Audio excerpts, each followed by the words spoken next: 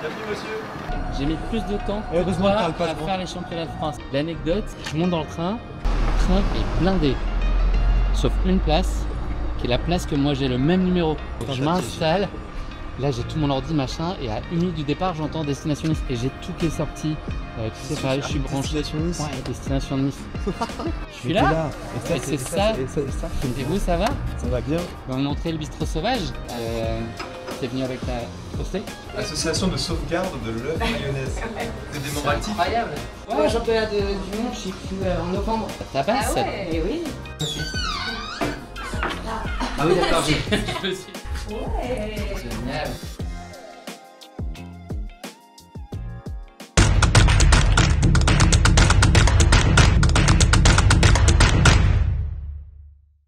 Salut Baptiste. Salut Popote. On se Salut, retrouve. Guillaume. Ouais, pourquoi Baptiste? Ouais, Trop Pop- formel. Salut Ouais. Popote. Salut. On se retrouve à Annecy pour un épisode exceptionnel de course épique. On s'était quitté il y a pas mal de mois maintenant. C'était en tout cas derrière un micro. C'était juste après ton UTMB. Ça fait du bien. On régénère, pause. on recrée le désir avec la Un rareté, petit c'est break. important. Et ta parole, elle est rare justement, donc merci de me l'accorder, de l'accorder à nos auditeurs aussi, c'est vraiment une chance. Donc, Merci à toi de me tendre ton micro. Ouais, c'est un plaisir. Et puis ce micro, on va aussi le partager avec ta sœur, Juliette, qui va venir aussi Ça parler aussi, avec c'est nous. un privilège, je te remercie. Ouais, je t'en prie, ça fait vraiment plaisir. C'était chouette de l'inviter à la discussion, elle a beaucoup de choses à partager. Je pense que quand on sait combien la famille et ton entourage comptent, c'est assez chouette de donner cette lecture-là aussi par le prisme de son propos, qui est elle-même coureuse et qui va nous raconter elle aussi ses championnats de France, qui va être un de nos sujets du jour. Voilà, bah on est très heureux, on est très bien ici. On est à l'Appart Sauvage, c'est à Annecy, c'est un lieu parfait pour nous accueillir. C'est au Bistrot Sauvage en fait, c'est le premier étage du Bistrot Sauvage qui s'appelle l'Appart Sauvage, donc c'est un appart tout beau, on peut y faire des réceptions, plein de choses. Et nous, on y fait un épisode de podcast. Et on est tout bien pour passer un bon Au milieu moment. des platines vinyle, vintage. Tout Ambiance bien. disco, il y a une boule disco, un dance floor, enfin voilà. Ouais. On reviendra faire la fête ici, je pense. Je crois que tu détestes pas la musique, Non. Baptiste, et moi non plus. Donc, on a un beau programme. On va revenir sur ces 10 derniers mois, tout ce que tu as pu vivre. Il y a eu plein de choses. Il y a eu du calme, il y a eu des avis de tempête, il y a eu plein de belles choses et des T'as belles bien lu le courses. bulletin météo, toi. Ouais, exactement. Et un grand sourire. Et puis, on reviendra sur les championnats de France qui sont courus samedi dernier pour toi sur le format long. Du côté de Val d'Isère, ça va être l'occasion de revenir sur cette actu brûlante et puis de se projeter un petit peu pour la suite. Alors, Baptiste, tu connais très bien le podcast. On commence toujours ou presque par un instant éphéméride. Figure-toi que ce 15 juillet, mais c'était en 1799, marque la découverte de la pierre de Rosette en Égypte. Et pour le fan de saucisson que tu es, je me suis dit que cet événement avait une valeur toute particulière, même une saveur particulière. Cette pierre, elle a été découverte par les soldats de Napoléon lors de la campagne d'Égypte et elle serait à la clé pour déchiffrer les hiéroglyphes grâce aux travaux de Champollion. Tu le savais, bien sûr. Alors, Évidemment. pour la petite histoire, c'était un génie précoce, puisque à 11 ans, il lisait déjà le grec ancien. À 16 ans, il annonçait qu'il déchiffrerait les hiéroglyphes et il a réussi à 32 ans. Donc, tu vois, il s'est donné des... C'était des rêves qui sont devenus des objectifs qu'il a réalisés, c'est ça le but? Il doit avoir une très Ouais. bonne prep mentale. Donc j'ai une question d'ouverture pour toi, Baptiste, qui n'est pas d'ordre égyptologique, mais plutôt philosophique.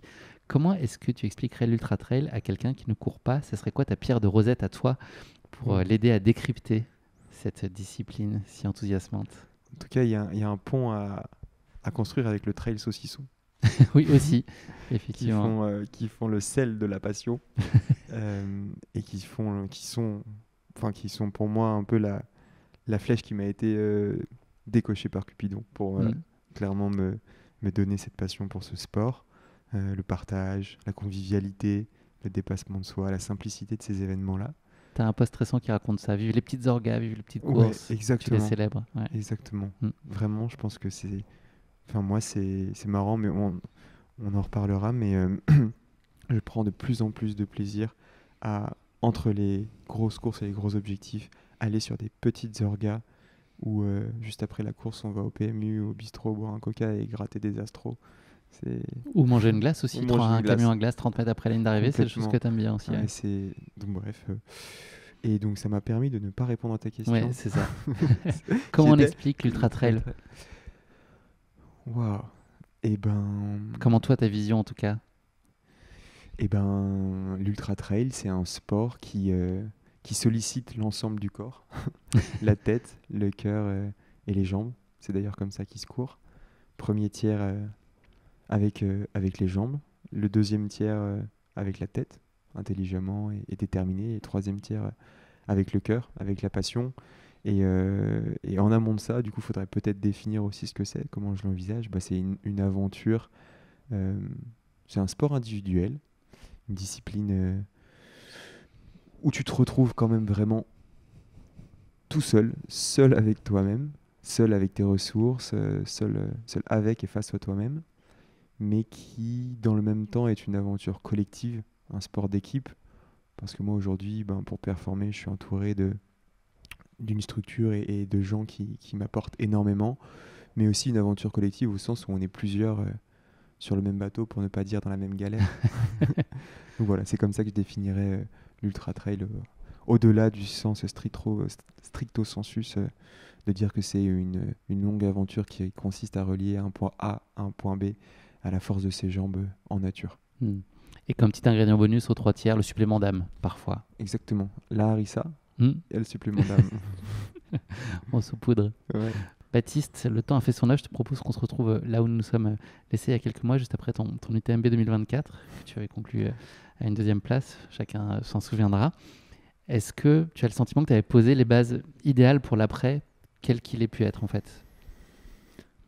Maintenant que tu poses un regard là, sur cette course-là, est-ce que...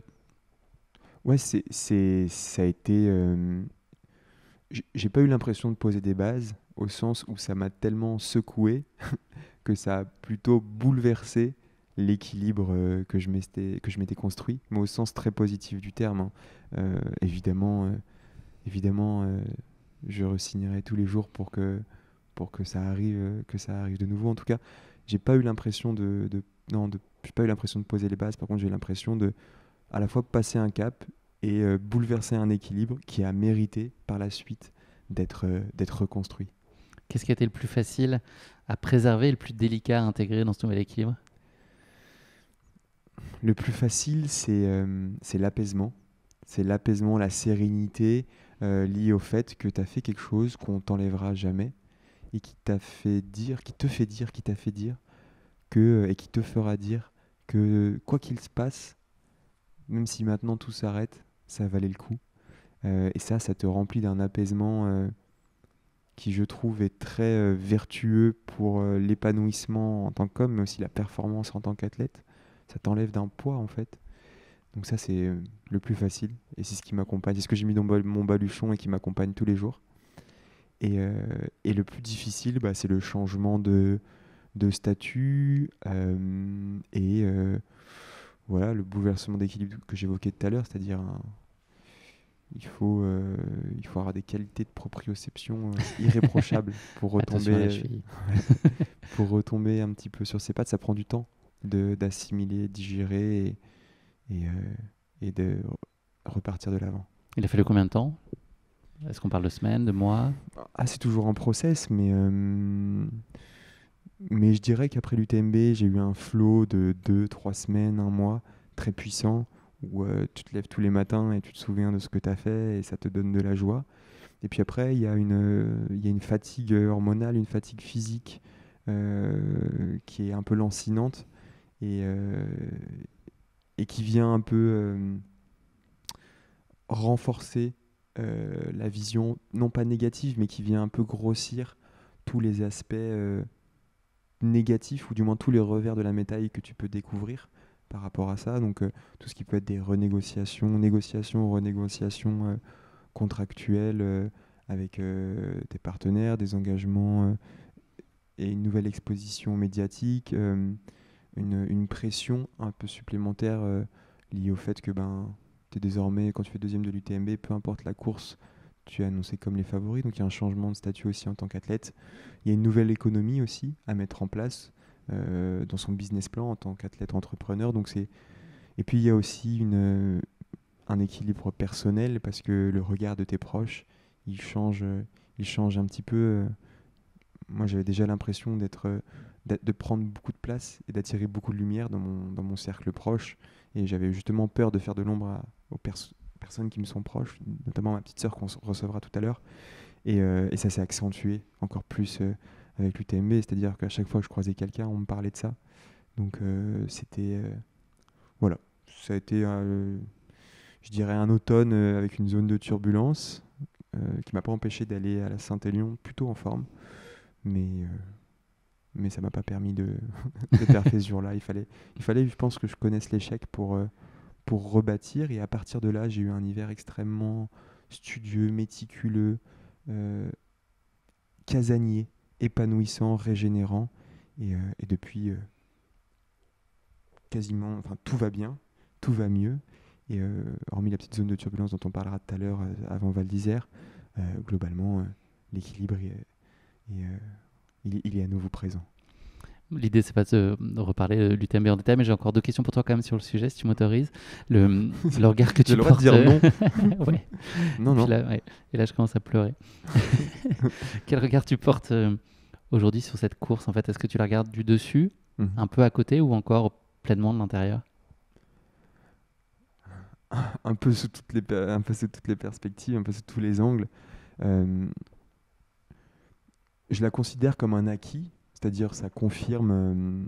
Donc c'est plutôt du dessus, c'est-à-dire que je prends du recul et, euh, et je me dis ok, j'ai fait ça, j'ai ça en moi, j'ai ces capacités-là, mais je peux faire mieux. Donc c'est un acquis sur lequel je peux capitaliser et que je peux optimiser.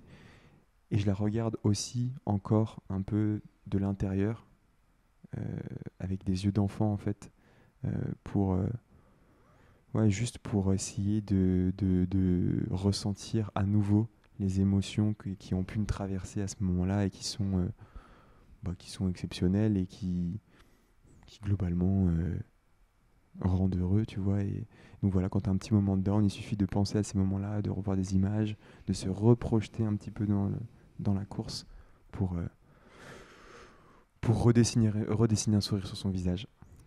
Quelle aspiration tu aurais là pour un futur UTMB? Est-ce que le désir il peut être aussi nourri quand on a connu une telle performance une première fois à une position aussi élevée, même si l'année précédente c'était déjà bien passé, ta version inaugurale de l'UTMB était déjà pleine de belles promesses.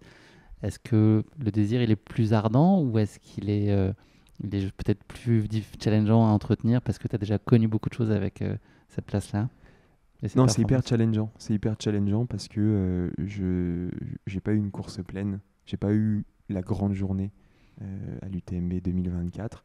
J'ai eu une belle journée. J'ai su, euh, j'ai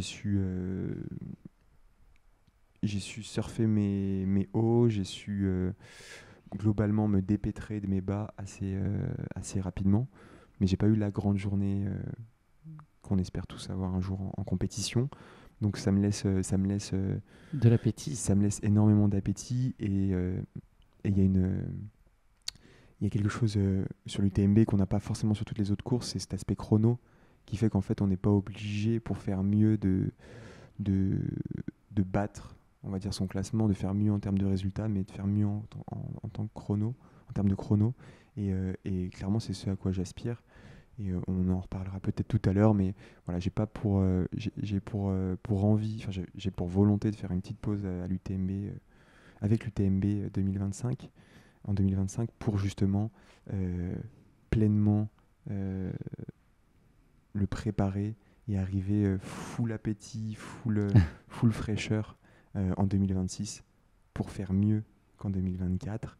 Et derrière, pour faire mieux, il y a forcément pour faire un meilleur chrono et en espérant gagner. Baptiste, ton deuxième objectif de l'année dernière, tout le monde le connaît, c'est la Saint-Élion. Tu viens de nous en parler. C'est une course qui ne s'est pas passée comme tu l'espérais en termes de résultats. Tu dis que tu n'y as pas trouvé d'or, mais du fer, FER et FAIRE. Comment est-ce que tu expliques cette bascule presque alchimique qui transforme une déception en construction? Comment est-ce que tu as vécu avec ça et comment est-ce que tu en as fait quelque chose T'étais de prof de constructif? chimie, toi, C'est ça. dans une autre vie. Je ne conseillerais pas, à mon avis. Il y a moyen de faire sauter la salle de classe. Et ben, c'est vrai que c'est marrant ce côté un peu métallique, ce côté un petit peu. Je me souvenais plus que j'avais fait cette analogie-là, mais elle me parle énormément. Je pense qu'effectivement j'ai vécu des moments de lumière, des moments resplendissants à l'UTMB, des moments lumineux, et à la Saint-Élion un peu dans l'univers de cette course qui est mystique, obscure, nocturne. Euh, je suis allé, on va dire, je suis allé à la mine d'une certaine manière, au sens où mon rêve s'est échappé très tôt pendant la course, c'est-à-dire que j'avais une très bonne prépa, je pense que j'étais dans un très bon mindset, mais au bout d'une heure, j'ai compris que ça allait être très très très compliqué, eu égard de problèmes, des fameux problèmes digestifs dont un trailer sur deux certainement est victime ou évoque comme comme justification pour une course non aboutie. Mais voilà, donc, des problèmes digestifs qui m'ont empêché empêché de m'exprimer ce jour-là. Je voulais gagner. Tu comprends au bout d'une heure de course que ça va pas le faire. Et en fait, il faut juste que tu rallies. Il y a deux options à ce moment-là. Soit tu abandonnes, parce que tu sais que tu vas passer à côté de ton objectif. Soit tu essaies de trouver des motivations autres. Et là, c'est dur parce que il y a quelques mois, t'es porté sur un piédestal, tu finis deuxième de la plus grande course du monde. Et là, en fait, tu sais qu'au mieux, tu vas faire un top 10, un top 15, ou tu vas être relayé très loin d'une course qui pour toi est importante, mais qui a pas qui a pas le même enjeu. Donc, bref, tu redescends et il faut trouver à ce moment-là des nouvelles sources de motivation. Et les motivations, justement, c'était de continuer de se forger. Et de se forger un caractère. Et tu es là pendant plusieurs heures et tu te dis pourquoi je vais au bout, qu'est-ce qui me motive. Et en fait, la source de motivation, elle était dans les ancêtres, tu vois, entre Saint-Étienne et Lyon, le passé minier, aller à la mine, forger, aller chercher un peu, taper dans le charbon avec son piolet, enfin bref, voilà, aller dans la pain cave et trouver des ressources pour continuer à se façonner. Et je pense que avec le recul, je dirais pas que c'est une bénédiction, mais c'est quelque chose de très positif que d'avoir échoué aussi proche de l'UTMB, parce que tu es encore sur la vague du positif de l'UTMB. Et d'échouer, ça te remet tout de suite à ta place. Et donc du coup, j'ai pu basculer sur 2025 en mode ok, un chapitre vient de se clôturer, j'en ouvre un autre, page blanche, et voilà, il faut écrire une nouvelle histoire, on repart sur des bases vraiment saines. C'est justement la question que je voulais te poser, Baptiste. Est-ce que cette course, elle a modifié tes aspirations pour la suite, pour 2025? Est-ce qu'elle a un peu bousculé les plans, des convictions, une façon d'aborder la prépa? Est-ce qu'elle a remis quelque chose en profondeur en cause ou pas tellement? Donc, comme je te le disais, l'UTMB, c'était vraiment un acquis qui m'a apaisé. Donc, il y a eu une vraie frustration plutôt qu'une déception sur la Saint-Élion, parce que je pense vraiment que ma prépa était réussie, que le mindset était bon, que la forme... J'avais jamais été sur la ligne de départ de la Saint-Élion avec un tel niveau. Donc, par rapport à ça, tout avait été validé. Donc, je parlerais plus de frustration que de déception. Et ensuite, non, vraiment, ça n'a rien remis en question, ça m'a juste, vraiment aujourd'hui, là, 7-8 mois plus tard, après 2 objectifs validés, donc je suis très heureux de valider 2 objectifs, j'aurais signé pour qu'ils se passent comme ça. Je me dis que c'est la Saint-Élion, c'est d'avoir échoué à la Saint-Élion qui m'a permis justement un peu, non pas de me remettre en question, mais juste de dire qu'en fait l'UTMB, ça y est, c'est passé, c'est de l'acquis, c'est le chapitre d'avant, ça fait partie de l'histoire et du livre global, mais c'est au chapitre d'avant, et maintenant on se projette, on va de l'avant, on construit à nouveau, et cette Saint-Élion, ouais, ça a vraiment marqué un point final, et tu vois, je crois qu'on en avait discuté, mais ma volonté en 2025, c'était un peu de craquer les codes du jeu, parce que j'avais constaté que surtout les athlètes hommes qui font podium à l'UTMB, l'année suivante, c'est très compliqué. Ils ont un peu du mal à confirmer. Je ne sais pas pourquoi, peut-être parce que l'équilibre est bouleversé. Et moi, j'avais vraiment à cœur de craquer les codes du jeu et dire, OK, je veux faire un podium à l'UTMB et je veux réussir ma saison après. Et je crois qu'un des codes du jeu, ce serait justement de recourir très rapidement sur un objectif assez important après l'UTMB pour, dans la même année, pour s'exposer à l'échec ou pour s'exposer au nouveau statut très rapidement, et puis ensuite pour basculer sur autre chose. Donc la place à la page blanche et à un nouveau chapitre. On connaît pour toi l'importance de l'ancrage. C'est la meilleure façon pour toi de retrouver un état d'apaisement salutaire, et puis ton niveau d'énergie aussi, c'est une étape indispensable, ce moment d'ancrage en retrait. Complètement. Alors, je suis pas du tout manuel. Pourtant, tu vois, le côté artisan, poser les fondations, assurer que voilà, les fondations soient très saines, soient très pérennes, ça me parle. Et c'est vraiment comme ça que j'ai envisagé mon hiver. Poser, poser des fondations extrêmement solides pour, euh, pour aller longtemps, pour aller haut et aller longtemps. Ton quotidien, là, tu le qualifierais dans ces moments-là de plutôt solitaire ou tu ressens un besoin assez fort de t'entourer? Quel appel tu as pour la vie sociale dans des périodes qui sont un peu moins effervescentes? Tu jongles avec les deux ou tu sens qu'il y a des périodes où tu as besoin d'être vraiment Je, éloigné? je jongle avec les deux, c'est ça. S'il y a des périodes où je pense être un être sociable ou social, je sais pas comment on dit, mais j'ai besoin d'être entouré, mais j'ai aussi besoin de mes moments seuls. D'ailleurs, je pense que si t'aimes pas être seul, tu peux pas aimer l'ultra et tu peux encore moins être performant en ultra trail. Je pense que c'est jongler entre les deux. Après, il y a quelque chose qui a vraiment changé cet hiver, c'est que je me suis vraiment pleinement installé à la montagne. Et quand tu t'installes à la montagne, ça va te pair avec un nouveau mode de vie. Et ce mode de vie, forcément, il est un peu plus polarisé. C'est-à-dire que tu es moins dans un flux social un peu constant comme à la ville où tu es toujours un peu entouré de monde. Là, tu as tes gros moments de solitude et tu choisis quand est-ce que tu t'entoures. Et du coup, tu vis ces moments en équipe, en collectif, avec tes proches, de manière beaucoup plus, je sais pas comment dire, beaucoup plus qualitative. Donc il n'y a pas de, il y a pas entre deux. Donc voilà, j'ai vraiment jonglé un petit peu entre les deux. Je me suis régénéré auprès de mes proches, auprès des copains, et en même temps, j'ai passé beaucoup de temps seul en montagne à m'entraîner. Et je suis ressorti là full batterie quoi. Je l'ai dit tout à l'heure au début de l'épisode, tu fais le choix d'une parole qui est rare et mesurée. Qu'est-ce qui fonde ce choix? Est-ce que c'est une certaine forme de protection? Est-ce que c'est aussi et surtout de l'exigence? C'est à nouveau un peu les deux. Euh, j'ai lu une phrase, justement un sujet qui m'a énormément percuté dans le magazine L'Équipe Mag la semaine dernière. Un journaliste qui écrivait que les athlètes qui s'exposaient beaucoup, qui parlaient beaucoup, ils étaient esclaves de leurs paroles, alors que d'autres, à la parole beaucoup plus rare, étaient maîtres de leur silence. Et que du coup, ils étaient beaucoup moins exposés, j'ai envie de dire, au risque, beaucoup moins exposés à la déception, beaucoup moins exposés au ressentiment des autres, enfin bref, beaucoup moins exposés en général. Et je crois que ça m'a vraiment évoqué quelque chose de se dire que si je parle peu, ben, je serais peut-être plus écouté quand je parlerai et, et j'aurais aussi moins de pression d'une certaine manière parce que moins attendu et plus considéré comme quelqu'un qui agit que comme quelqu'un qui parle. Donc voilà, ça part d'une peur fondamentale d'être vraiment quelqu'un qui parle plus qu'il n'agit.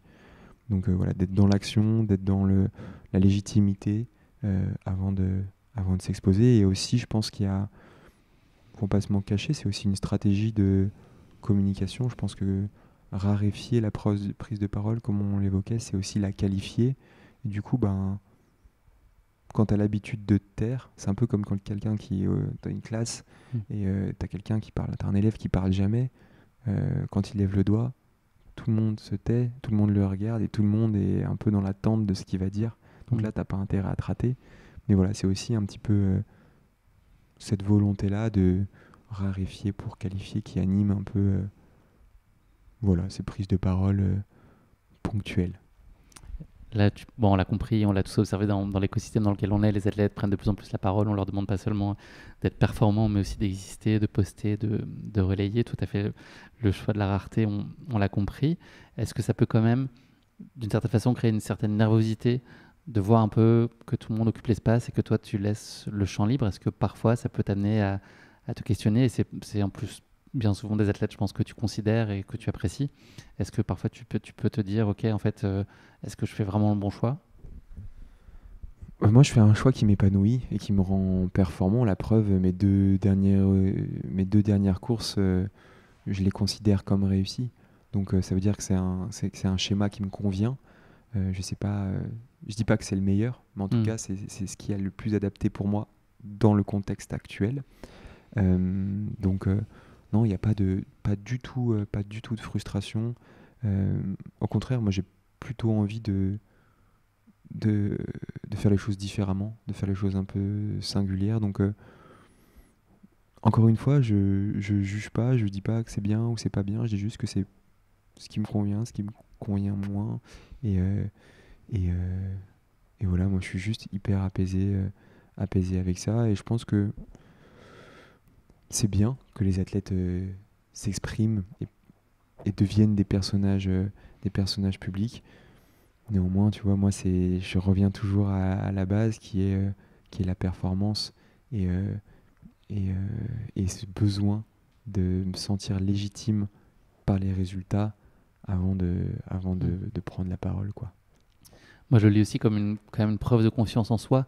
Mm. Tu prenais l'exemple de cet enfant-là qui lève le doigt une fois de temps en temps. Ah ouais. Il y a aussi l'enjeu de se dire, quand il lève le doigt et qu'il dit quelque chose, on espère que ça va être bien, parce que Ouais. cette parole-là est rare.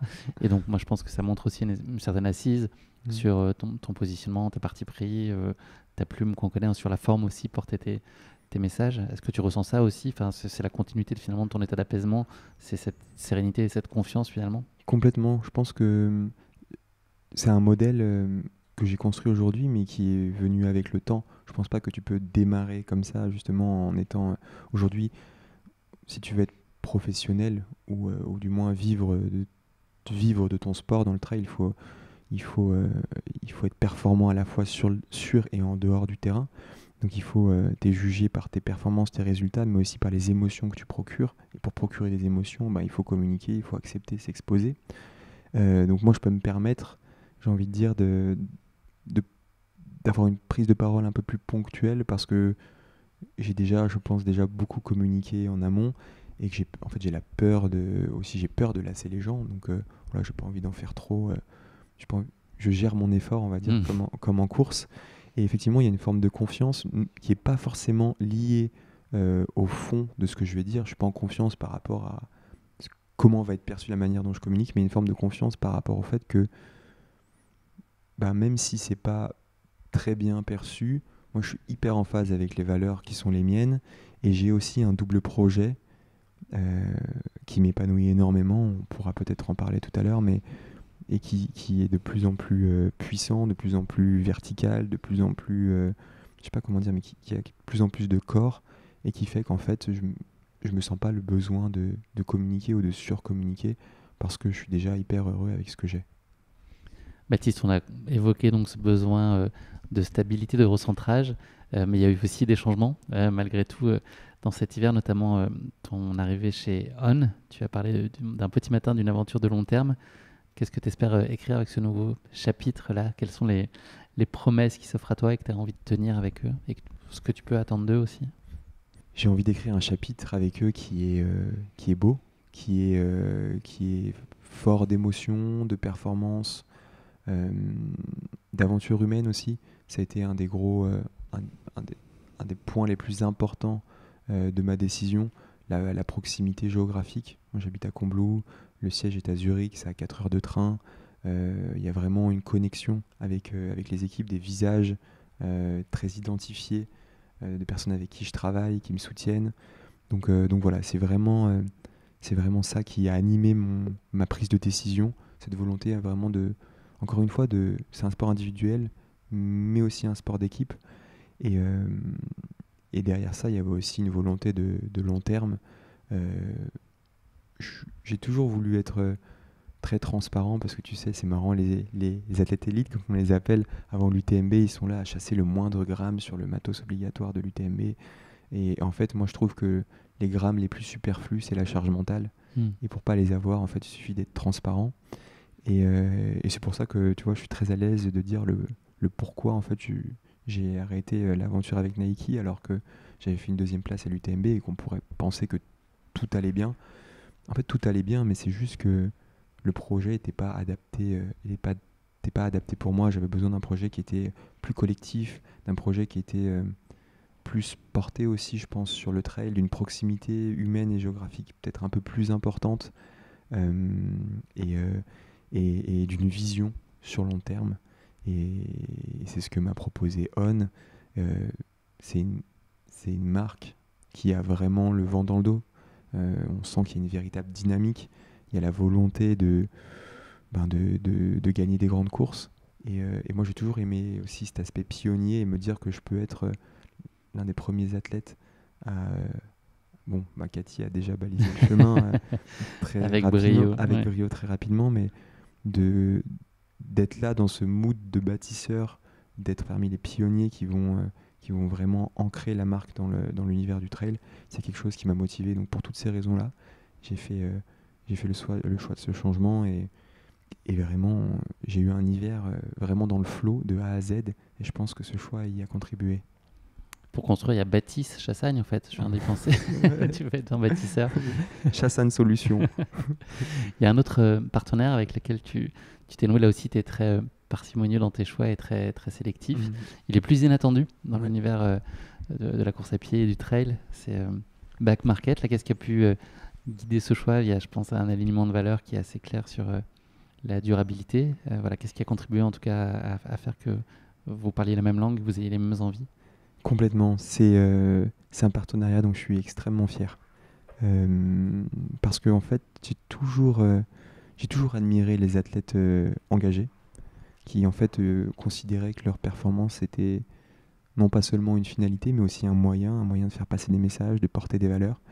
Et en fait, là, Back Market, c'est attends, je ne veux pas parler du terme de bénédiction, mais ça tombe à pic au sens où c'est un partenariat qui fait sens d'un point de vue humain. J'ai eu un vrai match humain avec les équipes, un vrai match aussi dans leur manière de communiquer. Ils sont très, je sais pas comment dire, mais je trouve que c'est très péchu, c'est très presque impertinent, c'est très malicieux. Et tout cet univers-là, moi j'étais déjà fan un peu de la manière dont ils communiquaient et surtout, et ça c'est la base, le fond, c'est un peu, j'ai pas envie d'utiliser des termes qui sont galvaudés, mais c'est une entreprise à mission. C'est une entreprise, donc pour resituer, c'est une entreprise française, une réussite entrepreneuriale française, une start-up qui est devenue un mastodonte via le reconditionné. Donc il propose du matériel numérique aussi d'électroménager de seconde main. Et donc ça match parfaitement avec les valeurs que moi j'ai envie de défendre, et ça match aussi parfaitement avec moi, ma vision du sport. En fait, eux, leur but, c'est de dire comment on amène un produit, comment on va le plus loin possible avec le moins de ressources possible. Et en fait, l'ultra, c'est exactement ça. C'est comment en fait on lutte contre l'obsolescence programmée de son propre corps. Et donc du coup, tout ça a fait qu'il y avait des valeurs qui matchaient. Et comme tu le disais, moi sur les partenariats, après l'UTMB, j'ai eu beaucoup de propositions. Et justement, j'avais vraiment pas envie de devenir cet athlète sandwich qui, ça y est, réussit une performance et signe 10 contrats de manière un peu sans forcément trop réfléchir. Et je me suis dit, j'avais 3 partenaires au préalable, mais je n'en signe qu'un 4e pour rester dans vraiment le qualitatif. Et là, Back Market, ça a parfaitement fité. C'est un petit teasing, mais restez connectés parce que je pense qu'on n'a pas fini de vous surprendre. On a hâte de voir ça. Baptiste, tu en as parlé là aussi tout à l'heure, du double projet. Il s'écrit de plein de façons pour toi. Il y a notamment une façon dont tu l'exprimes là, et qui je pense te tient particulièrement à cœur, c'est ce statut d'athlète reporter. Ouais. Donc, que tu traduis aujourd'hui au sein de Miles Republic avec des formats que tu as développés qui portent pleinement ta patte. Qu'est-ce que elle t'apporte, cette écriture, en fait, cette façon de raconter aussi autrement et que la performance ne peut pas raconter toute seule? Ouais, encore une fois, j'ai envie de partager. J'ai envie de... Ce que je vis, je le considère vraiment comme un privilège, comme un apprentissage aussi. Et j'ai envie de partager. J'ai envie de partager tout ça. Et je me suis vraiment posé la question, un peu remué. J'ai phosphoré pour savoir quelle serait pour toi la manière qui ferait dans la forme le plus sens de partager tout ça. Et j'ai une passion pour l'écriture. Et je te parlais d'athlète engagé tout à l'heure, et je me suis dit qu'en fait, je pouvais un peu tout mettre dans le même mixeur, mixer tout ça là, et à la fois m'engager pour faire lire les gens, lire les jeunes, à la fois partager mes pas apprentissages, voilà, vraiment être dans une logique de partage. Et c'est ce que m'a permis Miles Republic, et je leur remercie. Tu vois, c'est une forme de sport marketing qui est totalement innovante. C'est-à-dire qu'en fait, ils m'ont fait confiance sur on va construire un partenariat entre un athlète et une marque qui est totalement un peu nouvelle. En fait, on va te créer un blog, un espace d'expression, et tu vas pouvoir écrire dessus, raconter tes courses, raconter tes séances clés, raconter tes rencontres avec d'autres athlètes inspirants. Et c'est vraiment ça ce qui m'anime. Moi, c'est vraiment partager la démarche de l'intérieur. Et si je peux faire lire les jeunes et les gens, c'est cool. Il y a un vrai sujet de forme aussi, au-delà du fond et de ce que tu racontes. Donc, peut-être juste présenter les formats que tu as mis sur pied. Je trouve ça intéressant de les raconter aussi. Complètement. Donc, en fait, c'est un blog. J'écris des articles, tout simplement. Je rassure tout le monde, ils sont beaucoup plus courts que les réponses que je fais actuellement. Temps de lecture, 7 minutes, j'ai vu de manière générale, non? C'est vrai, c'est à peu près ça. Donc, il y a 3 formats. Il y aura une vingtaine d'articles par an. 3 formats. Donc, le premier format, c'est l'envers du dossard. C'est raconter globalement mes courses en toute transparence. Les moments forts, les décisions stratégiques, vraiment tout dire. Les moments, les downs, les ups, les émotions, voilà, vraiment tout raconter, tout ce qui se passe derrière ce petit bout de papier qui nous fait tous vibrer. La deuxième rubrique, c'est les séances clés. Très concrètement, c'est de partager une séance assez, qui je dirais pas majuscule, mais qui est importante toutes les 2 semaines, et à chaque fois sur une thématique particulière. Par exemple, la première, c'était sur le gut training. La deuxième sera certainement sur l'entraînement en altitude. L'idée, c'est vraiment de partager un petit peu mes apprentissages, mes conseils, pour que ça puisse servir au plus grand nombre. La troisième, c'est dénivelé personnel. C'est en fait un concept d'interview où je vais à la rencontre d'athlètes ou d'acteurs de l'outdoor, ou du moins d'acteurs de l'endurance, que moi, je trouve inspirants.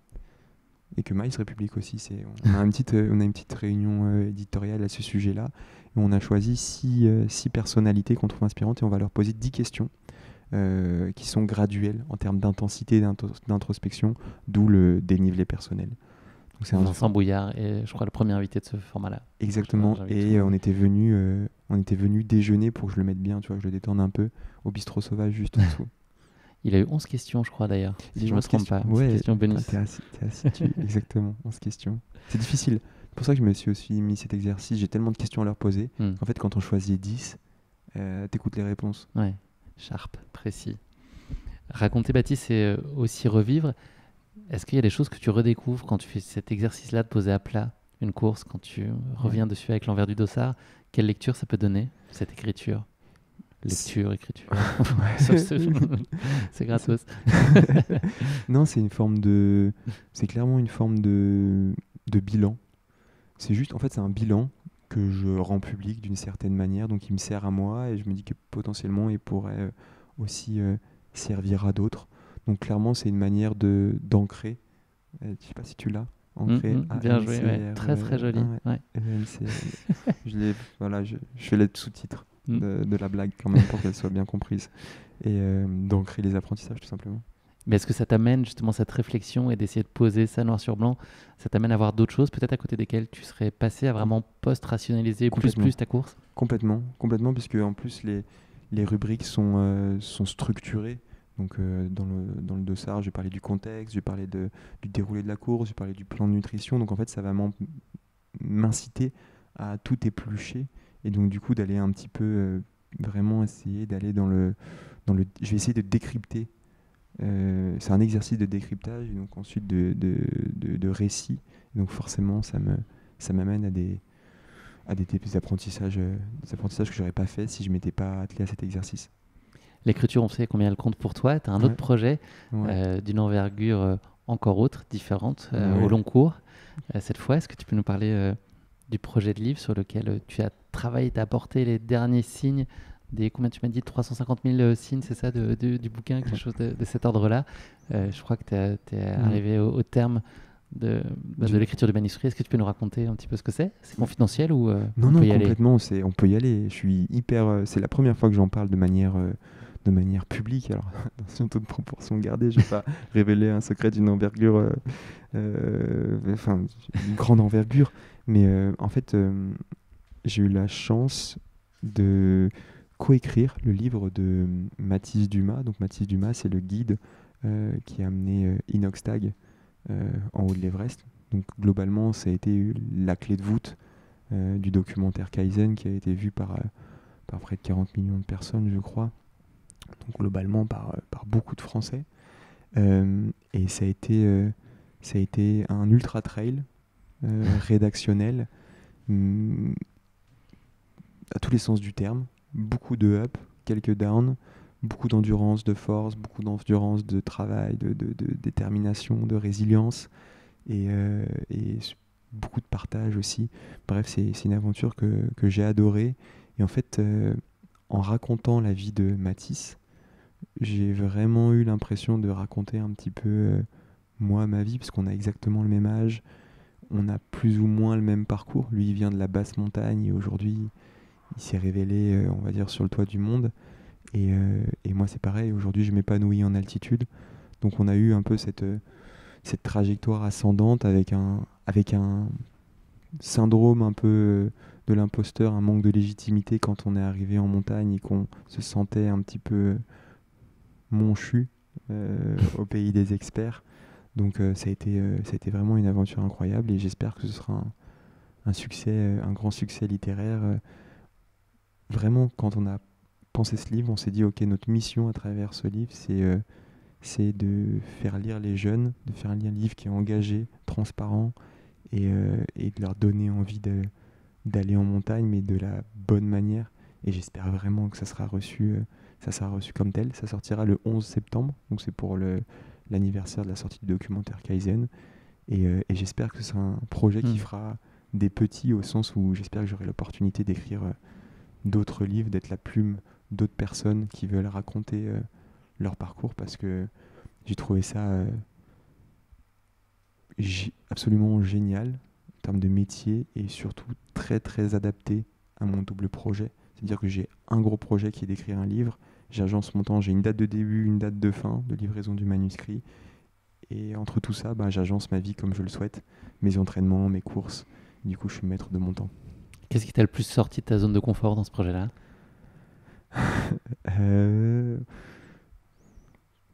Est-ce que c'est le boulard de dire que j'ai vraiment eu l'impression que j'étais fait pour ça? Non. Je crois que en fait, je sais pas si c'est comment ça va être perçu que je dise ça, mais autant j'ai très peu confiance en moi sur le trail, très peu confiance en moi. Autant j'ai peu confiance en moi sur le trail et ma capacité à devenir un des meilleurs coureurs du monde. J'ai vraiment envie de travailler pour, mais je sais pas si j'y arriverai, pardon. Autant sur le fait d'écrire des livres, j'ai l'impression que je suis hyper en confiance pour dire que je sais que je vais faire des trucs qui sont cool et que je suis fait pour ça, que j'ai un talent pour ça. Et du coup, j'ai vraiment une forme de confiance sur. Donc, je suis resté dans ma zone dans ma zone de confort dans l'écriture de ce livre et en fait, ça m'a donné une énergie terrible qui, je pense, explique aussi les 2 courses que j'ai réussies en ce début de saison. T'as pas besoin d'oxygène pour aller jusqu'au sommet? Au bout d'un moment. Non, en fait, Mathis, ça va, il est très synthétique dans ses réponses. Donc, j'ai pas eu besoin des bouteilles. C'est juste pour le jeu de mots, et donc tu vas rééditer l'expérience. Ça dépendra de la décision de la maison d'édition. On a hâte de voir ça. Effectivement, Kaizen avait eu un très bel impact sur, je pense, toutes les générations. A eu la vertu, en tout cas, de les encourager, je pense, dans le respect, à les considérer des activités extérieures, se prendre en main, faire des choses et peut-être décrocher un tout petit peu de tendance digitale marquante et d'aller se reconnecter un peu à la vraie vie. Et puis, il y a eu aussi, tu vois, dans l'histoire avec Mathis, ce qui était génial, c'était... il m'a raconté aussi la face nord. Tu sais, on parle beaucoup de la face sud d'une montagne, qui est la face un peu ensoleillée, plutôt agréable. Et en fait, j'ai l'impression que le succès, c'est vraiment comme une montagne. Tu as cette face sud-là, et puis tu as cette face nord beaucoup plus abrupte, beaucoup plus ombragée. Moins exposée. moins exposée au soleil, mais plus exposée aux dangers, aux risques, plus enneigée, bref, plus dangereuse. Et il m'a raconté toute cette phase nord. Sa vie, elle a changé après Kaizen. Elle a changé pour du bon, mais pas que. Et du coup, je me suis un peu retrouvé aussi, toute proportion gardée, avec mon UTMB. Et du coup, ça m'a vachement...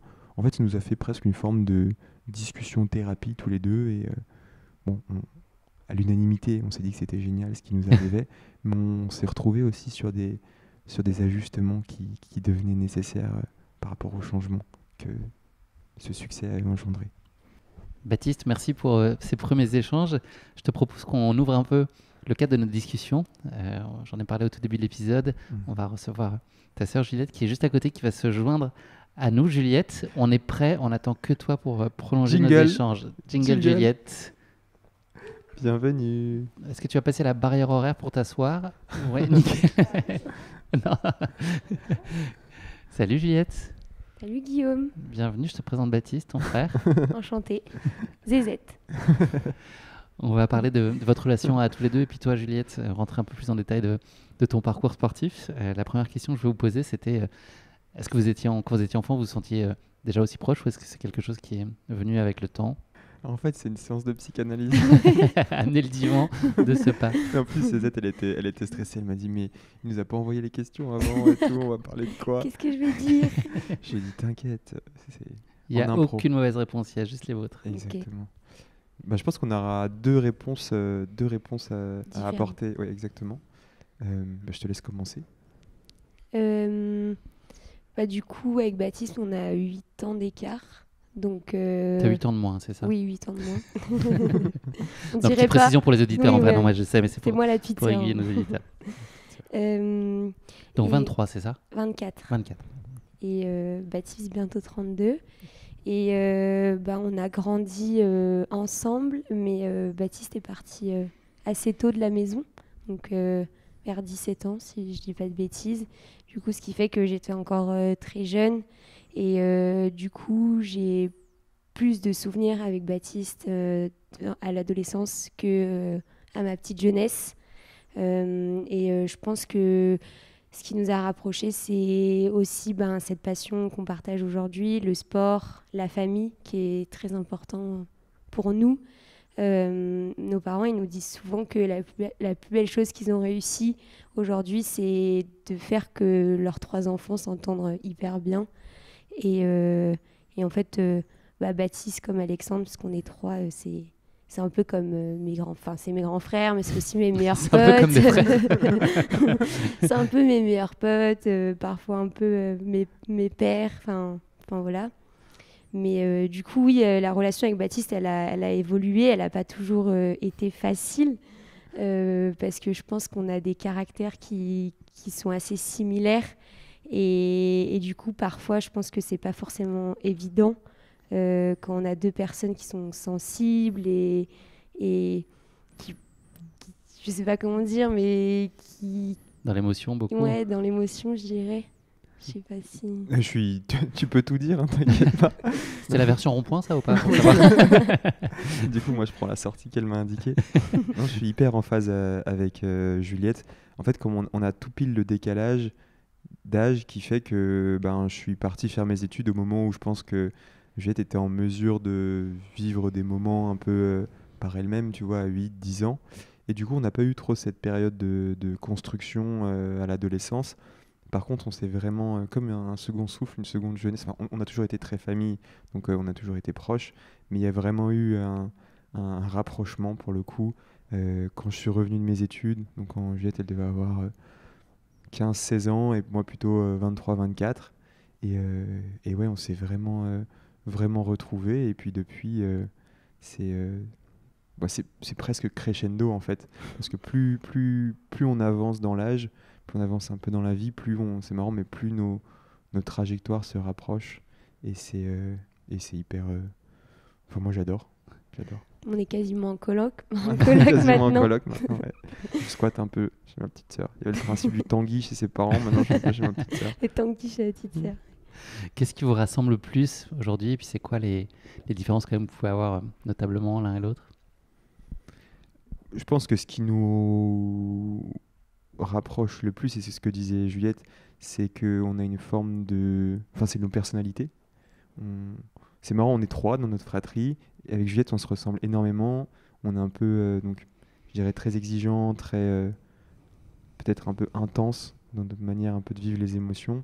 Parce que notre frère, il est beaucoup plus apaisé. C'est vraiment l'eau, le côté minéral, chill, tranquille. D'ailleurs, il nous équilibre et il nous apaise beaucoup. Donc en fait, c'est ça qui nous... Je pense que c'est les personnalités qui nous rapprochent le plus et qui font que parfois c'est un peu volcanique, mais la plupart du temps, c'est très fusionnel. Qu'est-ce que vous avez appris de vous-même grâce à l'autre? Pour commencer, toi, Juliette. C'est une bonne question. On va lui Qu'est-ce- lui sortir C'est pas un cadeau, j'avoue. la carte vitale à la fin. Qu'est-ce que j'ai appris de moi à travers Baptiste? Qu'est-ce qu'il a pu révéler, conforter, inspirer chez toi? Je pense le côté de résilience, détermination. C'est vrai que tout ce qu'il fait, il va toujours au bout et même quand il y a des barrières, il y a des murs, des montagnes, enfin, peu importe. Et du coup, je trouve que c'est hyper inspirant quand tu arrives derrière parce que parfois, en tant qu'humain, c'est normal, tu as envie de baisser les bras et tu as envie de lâcher prise et dans le sens où t'arrêter quand tu es dans une difficulté. Et c'est vrai que quand je rencontre certaines difficultés, je repense à Baptiste et à certaines choses qu'il a pu faire. Et je me dis, ouais, mais en fait, que ça soit sur la course à pied ou même sur certaines choses qu'il a entrepris, je me dis, mais en fait, il faut que tu ailles au bout. Enfin, je veux dire, c'est pas une petite colline qui va t'empêcher de toi aussi atteindre ce que tu veux. Et moi, c'est un peu la même chose. Alors sans se jeter des fleurs mutuellement, Juliette, c'est vraiment une source d'inspiration qui est très profonde, je ne vais pas dire infinie, mais qui est très profonde. Et c'est pas ce qu'elle m'a révélé, mais ce qu'elle m'aide à cultiver, c'est mon insouciance. Il y a un gap générationnel, et au final, on est hyper proches. Et du coup, ça m'aide vraiment à conserver un peu une âme d'enfant, une forme de légèreté. Et voilà, on a presque 10 ans d'écart, 8 ans, mais on est hyper connectés. Et moi, je sais pas, je conserve à ses côtés une forme de fraîcheur. Enfin, ça réveille ce côté vraiment insouciant, âme d'enfant. C'est vrai que sur certains sujets, on sait pas, sur certaines choses, on ne sait pas qui est le grand. C'est vrai. Ça se confond. Baptiste, tu dis courir depuis quelque temps avec ta famille et non plus pour eux. Comment est-ce qu'il s'est opéré ce pivot? Et consécutivement à plusieurs échecs sportifs où justement je me mettais une pression liée à la présence de mes proches au bord des sentiers. Je me disais, mais s'ils sont là, s'ils ont fait le déplacement, je leur dois quelque chose, je dois leur procurer des émotions et idéalement des émotions positives. Je dois réussir parce qu'ils se sont bougés, ils se sont mis une contrainte pour venir m'encourager. Et du coup, je me sentais redevable. Et j'ai connu plusieurs échecs comme ça, parce que c'était une pression qui était difficile à soutenir et qui, dès qu'il y avait un obstacle pendant la course, ça devenait... en fait, ça menait à une mauvaise course. Et j'ai fait un switch mental après, en fait, en me faisant accompagner sur tout cet aspect-là.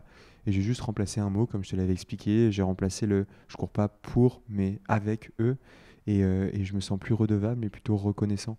Et donc voilà, j'ai vraiment changé cette approche de je dois performer pour les remercier d'être là, mais juste je fais de mon mieux et c'est comme ça que je vais leur témoigner ma reconnaissance. Et à ce sujet, il y a juste une phrase de ma mère qui m'a beaucoup marqué. Justement, je lui disais, maman, moi je suis hyper stressé parce que j'ai peur de vous décevoir, j'ai peur que vous ayez perdu votre journée.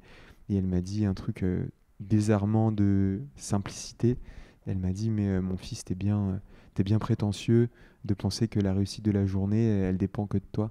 Et ça, c'est un truc qui a fini de désarmer ce côté pression lié au regard de mes proches. J'ai eu le plaisir de passer un certain nombre de courses pas très loin de toi, Baptiste notamment, et donc par extension pas très loin de toi, Juliette non plus. Votre papa, il est très investi, très engagé émotionnellement dans la course. Ça s'appelle comment une litote? Quand on apaise un peu, quand on apaise un tout petit peu. Oui, non, c'est litote, dire le moins pour sous-entendre le plus. Ouais, voilà, mais c'est dit avec tendresse énorme, parce que je sais que Vincent va écouter cet épisode. Ta maman, de façon un peu plus apaisée, peut-être comme ton frère aussi, enfin votre frère. Moi, je suis pas sûr qu'elle arrive à allumer Spotify. Comment est-ce que vous vivez ce contraste de tempérament autour de vous? Est-ce que ça peut être en course? Est-ce que ça peut être compliqué Est-ce que ça se ressent et est-ce que c'est compliqué à manœuvrer? Non, je trouve que justement c'est important d'avoir une famille avec des personnes un peu avec des caractères différents, et je pense que si on était 3 enfants comme Baptiste et moi, je pense que ça serait compliqué, et comme le disait Baptiste au début, Alex il fait un bon équilibre, et pareil chez nos parents, je pense que c'est hyper important parce que les deux nous soutiennent autant, mais c'est pas la même manière. Notre papa, c'est beaucoup dans le dépassement, mais vraiment le résultat aussi reste important, et la manière. Et j'ai l'impression que ma maman, c'est plus, en fait, dans tous les cas, peu importe ce qui va se passer, peu importe le projet qu'on mène, elle sera satisfaite. Je sais pas si c'est un peu ça. Je pense que notre père, il nous pousse et notre maman, elle nous supporte. C'est un peu des choses un peu comme ça, et où il y a aussi le padré, c'est plus le feu, et la maman, c'est l'eau. C'est l'eau, ouais. Du coup, c'est exactement ça, en fait. Et Alex, c'est un peu... c'est le soufflet, c'est le vent, le truc tranquille. Sauf quand il y a des matchs. Ouais. Parfait. Juliette, on va s'intéresser plus particulièrement à toi, ton rapport à la course à pied. J'ai le souvenir d'avoir une discussion à ce sujet, c'était à Lyon il y a quelques années avant la Saint-Étienne. Toi, tu courais donc déjà il y a quelques temps, tu as un peu mis sous cloche, c'est ça, la pratique de la course à pied. Qu'est-ce qui t'a incité à prendre un peu de recul à l'époque? En fait, j'ai commencé l'athlétisme quand j'avais 14-15 ans. J'en ai fait pendant 3-4 ans, et j'adorais ça vraiment. J'ai trouvé vraiment une passion, j'arrivais vraiment à m'exprimer dans ce sport, et en fait j'avais plutôt un bon niveau, et je pense que toute la pression autour et l'exigence des entraîneurs à un jeune âge, quand tu as 17 ans, ça a été un peu compliqué pour moi parce que j'étais pas forcément dans un milieu où les personnes faisaient du sport à ce niveau. Je m'entraînais 3-4 fois par semaine avec des compétitions, donc c'était déjà exigeant, je trouve, pour un jeune âge.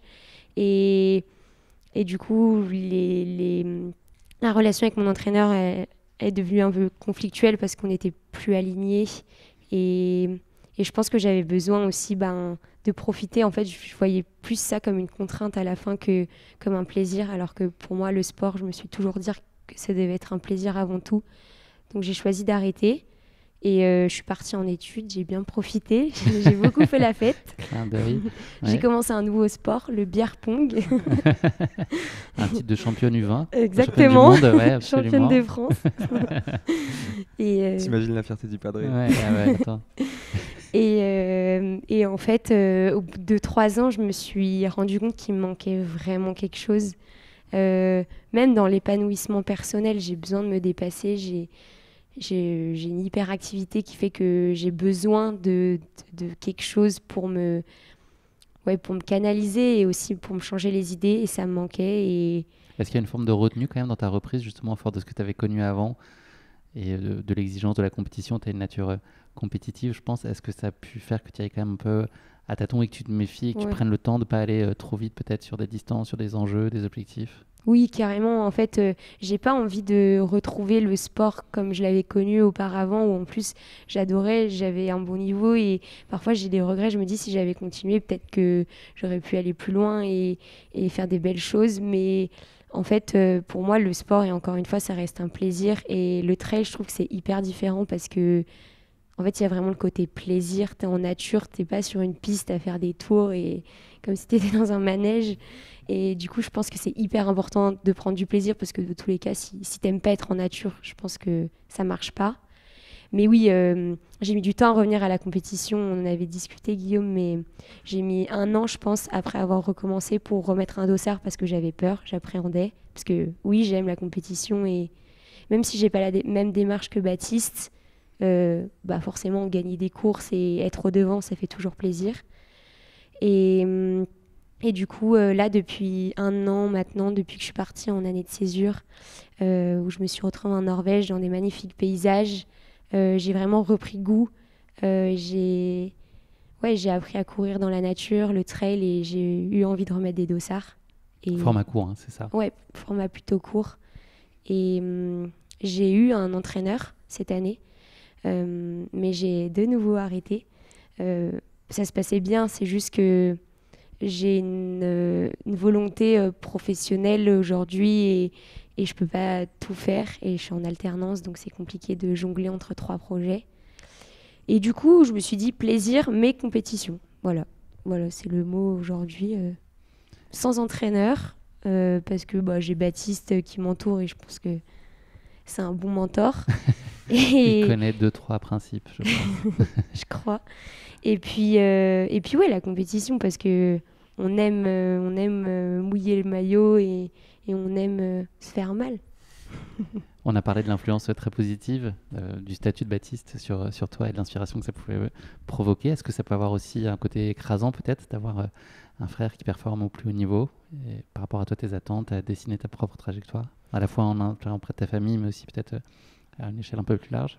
C'est vrai que ça, c'est vraiment marrant, mais c'est une question c'est une question que je me posais depuis longtemps et j'ai l'impression que depuis quelques mois et depuis que notre relation, elle évolue avec Baptiste, j'ai un peu résolu ce problème, on va dire. J'ai trouvé la clé. Avant, c'est vrai que j'avais une appréhension parce que c'est vrai qu'avec Baptiste, on se ressent beaucoup et on prend les mêmes chemins sans forcément le vouloir. Et du coup, c'est pas forcément évident pour moi d'arriver après et de trouver ma place. Sauf qu'aujourd'hui, en fait, je le prends comme une opportunité. J'ai la chance d'avoir un frère comme Baptiste qui peut m'ouvrir des portes et m'apprendre plein de choses. Mais en fait, j'ai pas forcément peur d'aller dans ce milieu-là parce qu'il est là, parce qu'on est 2 personnes différentes et que c'est pas parce que lui, il va vers le haut niveau et il prétend vers d'autres choses que moi, je dois suivre exactement son chemin. J'adore le trail et j'adore la compétition, mais pour autant, ce qu'il fait, je pense pas que j'en serais capable parce que ça demande une résilience et une détermination que je suis pas sûre que j'aurais. Il fait tellement de sacrifices quand même. Je trouve que pas c'est sur la beau. Praluline. Pas sur la praluline. Non, mais je trouve que c'est beau et c'est pas donné à tout le monde en fait d'être sportif de haut niveau. Et ouais, franchement, évidemment que c'est pas toujours évident d'avoir quelqu'un au-dessus de toi qui brille et parfois du coup tu te poses des questions et tu te demandes si toi les gens aussi ils t'aiment pour ce que t'es et est-ce que c'est pas la petite sœur de Baptiste, mais en fait maintenant je sais que les gens ils m'aiment pour ce que je suis. Moi, c'était un peu ma grande crainte quand j'ai vu que Juliette, elle avait envie, elle se dirigeait vers globalement vers la même planète que moi.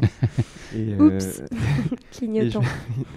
Et ouais, je me suis dit ça va pas être simple parce qu'effectivement j'avais peur qu'elle soit considérée comme la petite sœur de Baptiste, alors que moi, tu vois, au contraire, j'ai vraiment envie de travailler ou du moins d'avancer pour être considéré comme le grand frère de Juliette, tu vois, pour qu'elle se concrétise par elle-même. Et je pense que maintenant, ça y est, on a trouvé le bon équilibre entre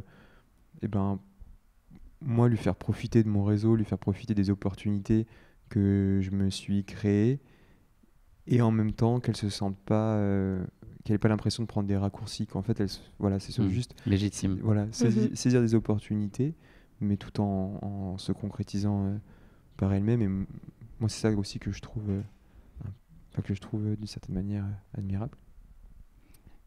Comme dirait tonton David, chacun sa route, chacun son chemin. En tout cas, c'est ça que je retiens. Ce grand penseur. Exactement. Tonton David. Alors, ce week-end, il fallait surveiller de très près le dossard 380 sur les championnats de France. C'était toi, Juliette, tu savais? Tu te souvenais? Non. 380? 708, non? Non, moi j'ai 380. Ah non, attends, si? C'est Non. tonton David. Ah, c'était Tonton non. David. C'est ton classement au scratch. Ah oui. C'est 708, Ouais. pas mal aussi comme numéro. Donc tu as participé au championnat de France, le format court donc de 32 km et un peu plus de 2400 mètres de dénivelé ce week-end, enfin le week-end dernier. C'était quoi tes aspirations et est-ce que tu peux nous dire en quelques mots la façon dont la course s'est passée, est-ce que tu en retiens? Ben, je suis aussi venue chercher mon passe-montagne. Passe AMM. Non, ben, comme Baptiste, j'ai pas, et encore moins que Baptiste, je suis pas du tout habituée à courir sur ces formats-là. Enfin, la distance de plus en plus, mais je parle en termes de dénivelé et même altitude. J'avais jamais fait autant de dénivelé, c'était la première fois, j'ai adoré. Et je suis allée une semaine à Val d'Isère pour m'acclimater un petit peu en juin et voir ce qui allait m'attendre. Et ouais, franchement, j'ai adoré parce que j'y suis allée vraiment sans pression, parce que je savais que bah, c'était la première fois et que du coup, il fallait que je me fasse plaisir. Et Que la veille, tu t'étais levé à 3h du matin pour m'encourager. oui, aussi. Du coup, il fallait que je mette ce qui me reste. Mais non, je voulais pas être trop exigeante avec moi-même sur cette course. Je voulais vraiment prendre du plaisir, me prouver que j'en étais capable, que je pouvais enchaîner 2600 mètres de dénivelé je sais pas, 2500 mètres en moyenne d'altitude. Et ça s'est bien passé. Au départ, c'était pas trop ça. Quand je suis arrivée au premier ravitaillement, que j'ai vu du coup Baptiste et Alexandre qui me faisaient les ravitaux, j'étais trop contente, mais j'avais pas des très bonnes jambes. Et je me suis dit, bon, la journée, elle va être longue, mais c'est pas grave, je l'ai choisi. Et puis Baptiste l'a fait hier, donc je vais le faire. Et puis je vais faire le dos rond comme il a fait hier aussi. Et au final, juste après les avoir vus, ça m'a transcendée. J'étais trop contente et j'étais trop pressée de les revoir. Donc j'ai accéléré dans la montée. J'ai doublé plein de monde. J'étais trop bien. Et La banane de ZZ, elle avait le sourire à côté. Jusqu'aux oreilles. j'étais trop contente d'être là. Et du coup, après, en fait, je sentais même pas la douleur. C'était la première fois que ça m'arrivait. Mais je sais pas, c'est hyper bizarre parce que j'avais jamais ressenti ça. Et je me dis, c'est dingue quand même comment le corps il s'adapte vite. Et il peut être gentil. Si tu lui fais des caresses. Donc je lui ai fait plein de bisous la veille. Et Baptiste, il m'avait massé aussi. Donc, Ah voilà, la formule gagnante. c'est- Ouais. Donc bilan très positif. dans ta ouais, course. bilan très positif, j'ai adoré. Et c'était pas du tout un objectif, c'était vraiment, j'étais venue pour découvrir. Et je pense que je vais tendre, pas tout de suite, mais peut-être vers du plus long parce que je suis pas sûre que je sois faite pour courir très vite. J'aime bien bâtonner et randonner en fait. Moyen finalement. vite longtemps, ça te parle? Ouais, ça me parle. Je crois que c'est écrit dans son patrimoine génétique. MVL. Ouais. Musculairement, il y a un truc. Ouais. Voilà. Alors Germain Grangier, sur la Hard Rock, il était inscrit sous le nom de Serge Grangier, c'est son nom officiel sur la start list. Est-ce que c'est un jour possible de voir une ZZ Chassagne ou pas sur une start list? Peut-être un jour. hein. Peut-être un jour enfin, tu peux raconter une petite Ah oui. anecdote de ça. Parce qu'on n'a pas encore dit, la Baptiste vient de le dire, mais ZZ. C'est dans Père Noël est Péloed, une ordure. Père Noël est une ordure. En fait, c'est quelqu'un qui se balade avec tous ses petits sacs plastiques. Et Juliette, quand elle était petite. T'es pas mal dans le genre là. Oui, c'est vrai, Petit moi sac. j'en ai qu'un. T'as un J'en ai petit qu'un et je te le déballe tout à l'heure. Mais non, elle se baladait partout avec ses sacs plastiques quand elle était petite et elle a Ses ramassé sales plastiques. ses sales plastiques. Pardon, je lapsus ramassais tout. révélateur. Ouais. Et elle ramassait tout ce qu'il y avait quoi. Donc c'est vraiment ZZ quoi. Et puis bon, Juliette, ZZ. Et c'est voilà. revenu il n'y a pas si longtemps en fait. C'est revenu il n'y a pas si longtemps. Il y a 2-3 ans. ZZ et Bouzix, on s'en Ouais. souvient tous. Juliette, c'est quoi la suite là, du calendrier? Est-ce que tu sais ce dont tu as envie? Ouais, là je prépare la MCC qui pour le coup là c'est mon objectif de la saison. Je l'avais déjà fait l'année dernière sans vraiment de préparation. Ça s'était plutôt bien passé. Et du coup cette année j'ai envie de voir de quoi je suis capable, d'être sur un terrain pour le moment je pense qu'il me correspond mieux, un peu plus roulant. Et ouais c'est la suite de la saison. Puis après rien d'autre de prévu. L'année prochaine on verra. Peut-être une course sur la Saint-Élion, peut-être commencer à rallonger les distances comme j'ai dit parce que finalement 3 heures c'est un peu court maintenant, donc 5-6 heures je préfère. Et puis ouais je me laisse porter et on verra. Est-ce que dans tout ça, si on se projette un peu au loin quand même, à long terme, il y a quelque chose qui t'appelle un peu viscéralement? Si Ouais. on se met aucune limite là. Mais en fait j'ai envie de voir ce que ça fait, enfin j'ai envie de voir ce que lui il vit et j'ai envie de comprendre en fait, comment c'est possible. Déjà, quand j'ai fini là, les France, le format court, je me suis dit, mais comment eux, ils ont pu courir le double? Enfin, c'est pas possible du tout. Et en fait, du coup, j'ai envie de comprendre physiologiquement et mentalement comment ils arrivent en fait à lâcher prise et à vraiment à faire des courses aussi longues alors que en fait on n'est pas du tout fait pour ça normalement. Donc peut-être que d'ici 2 ans, j'avais dit, pour commencer peut-être une Saint-Élion parce qu'on a la maison quand même. Puis après pourquoi pas plus en montagne, on se ferme aucune porte. Parfait. On a Merci une beaucoup. PTL peut-être. Ah bah oui, en équipe. En équipe. Qui serait le troisième? Vous feriez à deux ou il y aurait un troisième? Alexandre. la ronde Ouais, Alex, je suis pas sûr.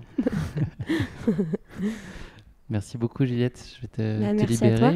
Il y a des belles réjouissances qui t'attendent. Merci pour ce moment-là, tous les deux. C'est très chouette d'avoir votre regard complice. Merci beaucoup d'avoir prêté ta bonnette. Et on débriefera, t'inquiète. C'est blanc, bonnet J'ai blanche. pas dit des bêtises, j'espère. T'as été parfaite. Et merci Guillaume et puis merci Titou de m'avoir invité. Il est comme ça, Titou. Il est comme ça, Titou. Parce Merci. qu'on ne parle pas de son Ah oui, c'est vrai, surnom. Titou, on n'en a pas parlé. Peut-être un Titou Chassagne aussi sur une ligne de départ un jour. Possiblement. Non, mais en fait, c'est marrant, mais il y a que ma sœur et ma mère qui m'appellent comme ça. Enfin, grossièrement. Oui. C'est un surnom qui, dans la famille, qui est assez commun, mais globalement, quand on m'appelle Titou, je sais que c'est soit ma mère, soit ma sœur qui me parle. Et du coup, en course, quand j'entends Allez Titou, ça m'interpelle parce que je sais que ça sort de l'ensemble des autres encouragements. Et c'est sûr que ça tape un peu plus fort au bon endroit. Ah, j'ai une dernière anecdote, Ah, si je peux. Non, t'étais bien jusque-là. c'est là où ça dérape. Ah, putain. Elle est croustillante. Ouais, ça va. Non, Ok. c'était pour rebondir sur le Titou. Mais Je crois que si c'est ça, c'est ok, t'es autorisé. merci. Non, c'était sur les championnats de France d'ailleurs. Oui, je crois. Il y a quand Baptiste gagne, en fait, il y a du coup en 2023. Et en fait, j'ai le malheur de l'appeler Baptiste. Et le gars méga lucide me dit, mais comment tu m'appelles en fait? Moi, craqué c'est Titou. Pendant la course ou à Oui. l'arrivée? Ouais, pendant la course. Pendant la course. Et en fait, je l'ai appelé Baptiste parce que parfois, quand il y a du monde, quand je dis Titou et que je m'entends, je trouve ça terrible. Et du coup, je me suis dit, il y avait trop de monde autour, j'osais pas. Et du coup, je l'ai appelé Baptiste. Et il a pas du tout accepté. Parce que j'avais posé des ancrages mentaux sur le Allez Titou, justement, en me disant, c'est des encouragements qui viennent de ma sœur, de ma mère et tout ça. Et du coup, elle m'a sorti du plan, quoi. J'ai mis une distance. Nous, on a une marque déposée à 3 avec Jocelyn Guillot, ton diète, c'est Popote. Ouais. Ça, il n'y en a pas 50 qui peuvent Non, t'appeler c'est comme clair. ça, et réciproquement. Il y en a 2. Merci Et beaucoup, Juliette. Merci Tu nous à envoies une vous. carte postale, hein, t'oublies pas? Ouais, pas de souci. On voit Pied en l'adresse éventail. juste après. Ouais, c'est ça. Salut. Salut.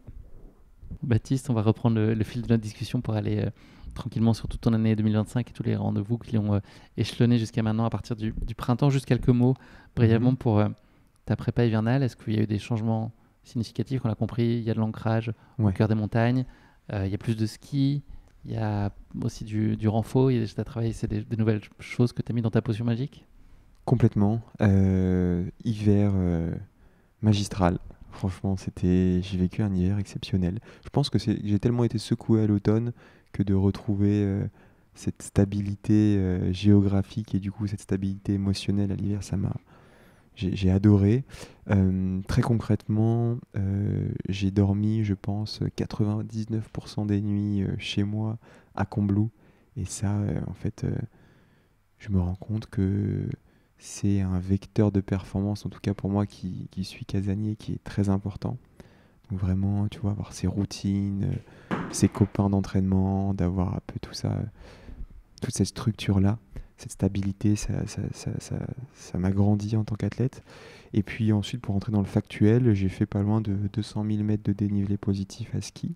Donc voilà, j'ai vraiment augmenté le volume pour faire du dénive et développer la force, l'endurance de force. Et j'ai ajouté aussi à ça de la prep physique.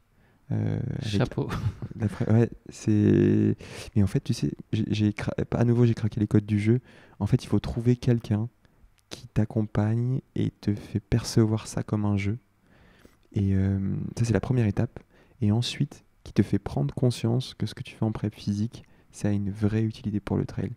Et quand tu fais des segments en descente ou même en montée et tu vois factuellement les progressions et que tu les corrèles à la prep physique, en fait après la motivation elle est toute trouvée. Donc voilà, beaucoup de ski, beaucoup de prep physique et beaucoup de dodo à la maison.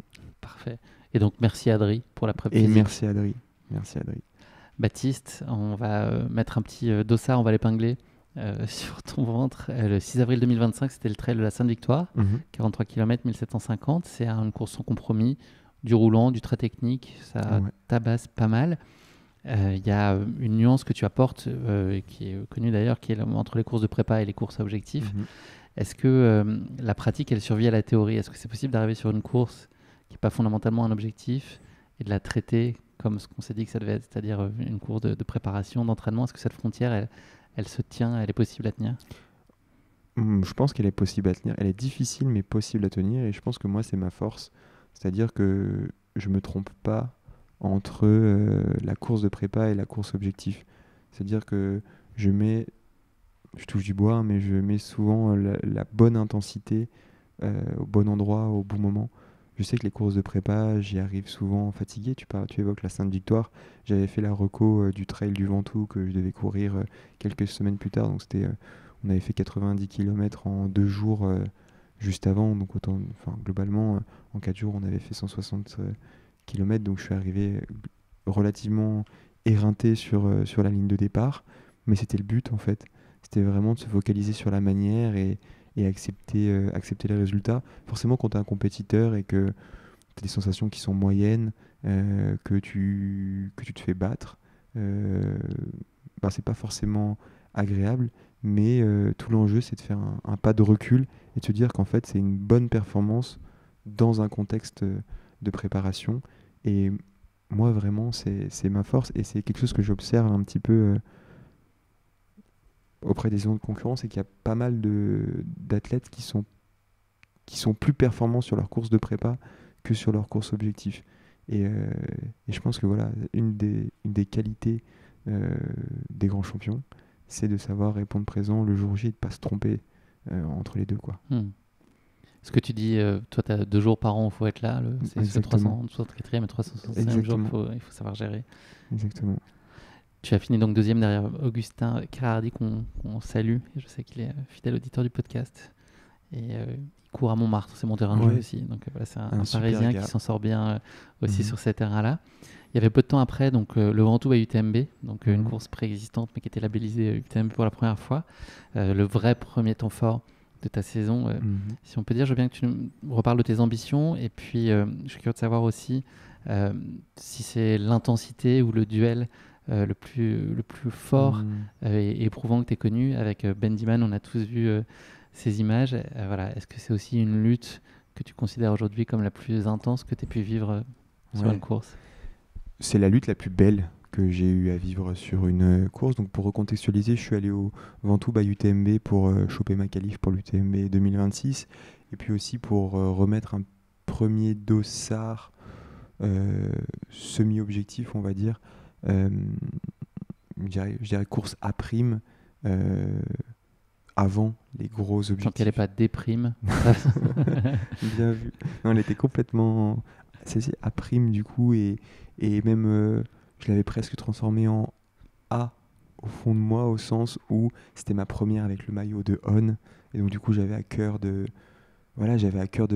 performer. Je restais sur un échec encore une fois à la Saint-Élion, donc je sortais d'un hiver qui avait été hyper épanouissant, donc je suis vraiment arrivé à la course très en forme, peut-être trop d'ailleurs, ce qui expliquera le petit brouillard par la suite, mais je suis arrivé très en forme fin avril, très apaisé, dans un mood presque solaire, tu vois.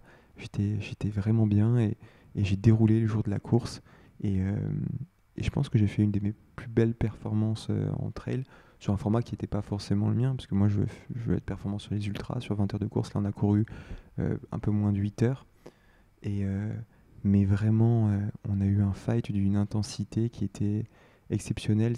En fait on s'est fait cadeau à l'autre de la meilleure version de soi-même, c'est-à-dire que moi j'ai offert à Ben ce que j'avais de meilleur en moi et je pense que lui, il a fait la même chose. Et en fait, ça a donné un truc vraiment, je sais pas comment dire, un peu fraternel, mais en même temps fratricide. Mm. C'était beau, beau à voir. Et en fait, il était juste plus fort que moi. J'ai joué, on est arrivé à 10 bornes de l'arrivée, on était tous les deux devant, on avait 10 ou 15 minutes d'avance sur Thibaut Garivier qui était troisième, donc globalement, on savait qu'on allait faire 1 et 2. On savait aussi qu'on finirait, qu'on croiserait, enfin qu'on se tiendrait pas la main pour franchir la ligne d'arrivée. Donc du coup, qu'il allait y avoir une explication. J'ai porté l'attaque, j'ai mis tout ce que j'avais, je pense, un petit peu trop fort. Et lui, il a contre-attaqué et il était juste plus solide que moi. Et moi, je me suis satellisé. Genre, ça m'a jamais fait ça. Généralement, avec la fatigue, tu peux plus monter au cardio. Mais là, au bout de 7 heures de course, j'ai fait 20 minutes à plus de 180 BPM, ce qui est globalement ce qui est 5 ou 6 pulses plus haut que mon SV2, donc mon seuil ventilatoire. En gros, globalement, c'est 180 pulses, c'est globalement l'intensité que je mets quand je fais du seuil à l'entraînement, des séries de 6-8 minutes à l'entraînement. Bah là, j'y ai passé 20 minutes après 7 heures de course. Donc j'étais frais mentalement et physiquement pour tenir cette intensité-là. Mais du coup, je me suis satellisé. Et du coup, j'ai franchi la ligne d'arrivée deuxième parce que j'avais fait popcorn, mais hyper heureux d'avoir eu ce fight, d'avoir explosé et de finir d'être le poulie d'or d'un mec aussi fort qui est, soit dit en passant, mon grand favori pour l'UTMB. Ouais. C'était une très belle découverte pour moi, je l'ai eu dans le podcast. Et il a à la fois ce côté très cool et détente et en même temps une autorité très affirmée. Une aura. Ouais. Toi, tu as pioché des choses dans ça? Est-ce que c'est un Ouais. coureur qui est atypique en ça et sur lequel tu as pu aller chercher des choses que tu connaissais pas forcément des coureurs auprès desquels tu évolues habituellement? Enfin, moi, je crois que c'est mon nouvel athlète préféré. Il fait un podcast et il écrit une newsletter en anglais que je suis assidûment pour justement perfectionner la langue des Shakespeare. Parce que il le faut aujourd'hui si on veut devenir un athlète international. Et donc du coup, je joins l'utile à l'agréable. J'écoute ses podcasts, je lis ses newsletters et j'adore. J'adore sa vision. Il a un côté, comme tu dis, une forme d'aura, de charisme, mais en même temps du détachement, avec aussi une énorme détermination, une rage de vaincre. Je sais pas où est-ce qu'il la puise. Enfin bref, c'est un mélange, un cocktail qui est très inspirant. Et effectivement, cette confiance un peu à l'américaine, je trouve qu'elle est inspirante. Donc je suis pas sûr, encore une fois, qu'il faut que je copie-colle exactement ce qu'il fait, mais par contre, je peux un peu m'en inspirer pour progresser. Il a aussi un truc qui est très fort, c'est qu'il est vraiment... Il y a deux choses. Lui, il a pas une cave, pas de problème, c'est son jardin. Il est capable enfin, du moins, c'est l'impression qu'il donne, de se mettre mal pendant longtemps, d'accepter de faire le dos rond et puis de revenir un peu de l'enfer et d'avoir une résurrection un peu comme un phénix. Et la deuxième chose, c'est qu'il sait parfaitement bluffer et abattre ses cartes au bon moment. C'est qu'il a une lecture de la course, une lecture stratégique, une lecture du fight qui est vraiment assez impressionnante. Et quand il porte une attaque, généralement, il n'a pas besoin de deux, quoi. C'est la bonne. Donc voilà, sur tous ces aspects-là, je le trouve inspirant. Et il a confirmé au Lavaredo depuis. Ça m'a beaucoup donné confiance avant les France, pour tout te dire. Donc c'était le deuxième objectif de la saison, enfin le premier objectif A de la saison, et sa performance au Lavaredo, ça m'a donné confiance parce que c'était fin juin, donc 2 semaines avant ma course. Et j'étais un peu en crise de confiance, j'avais pas forcément de super sensations. La course des France me faisait très peur. Et en fait, qu'il réussisse cette performance en battant le record, en écrasant même le record, tout seul, comme un grand au Lavaredo, je me suis dit, ok, en fait, il y a 2 mois, t'as joué, t'as fighté avec un des meilleurs du monde. Ce jour-là, il n'y avait pas grand monde pour le sortir. Il y avait peut-être Jim, peut-être John Albon, peut-être Kylian, mais globalement, il n'y avait pas grand monde dans le monde qui aurait pu le sortir. Toi, t'as joué avec lui. Donc ça m'a donné confiance et bref, tout ça pour dire que c'est marrant, mais les exploits de tes anciens adversaires, d'une certaine manière, peuvent contribuer à grandir ta confiance quand celle-ci s'effrite un petit peu. Alors on parlait tout à l'heure météo, je sais plus, une période un peu brumeuse.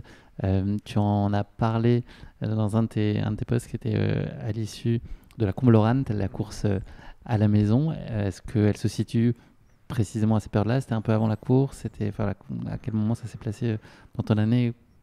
Comment tu l'as ressenti? En fait, c'était quoi les expressions de ce moment de creux, comme tu l'as appelé? Ouais, une petite zone de turbulence. Et l'apprentissage que j'en ai fait, c'est que, bon, je sais pas si c'est très éco-responsable, mais j'imagine ma vie un peu comme un avion. Et tu vois, l'avion, parfois, il traverse des zones de turbulence. Et puis après, il y a un peu à nouveau du ciel bleu. Et en fait, tout l'enjeu, c'est pas d'éviter ces zones de turbulence, c'est juste d'apprendre à les traverser et d'attacher sa ceinture. Donc j'ai eu vraiment la sensation de traverser cette zone-là. Elle a duré un petit peu longtemps. Les émotions qui m'animent à ce moment-là, c'est un peu du spleen, tu vois. T'as une forme de fatigue, de mélancolie qui est un peu lancinante.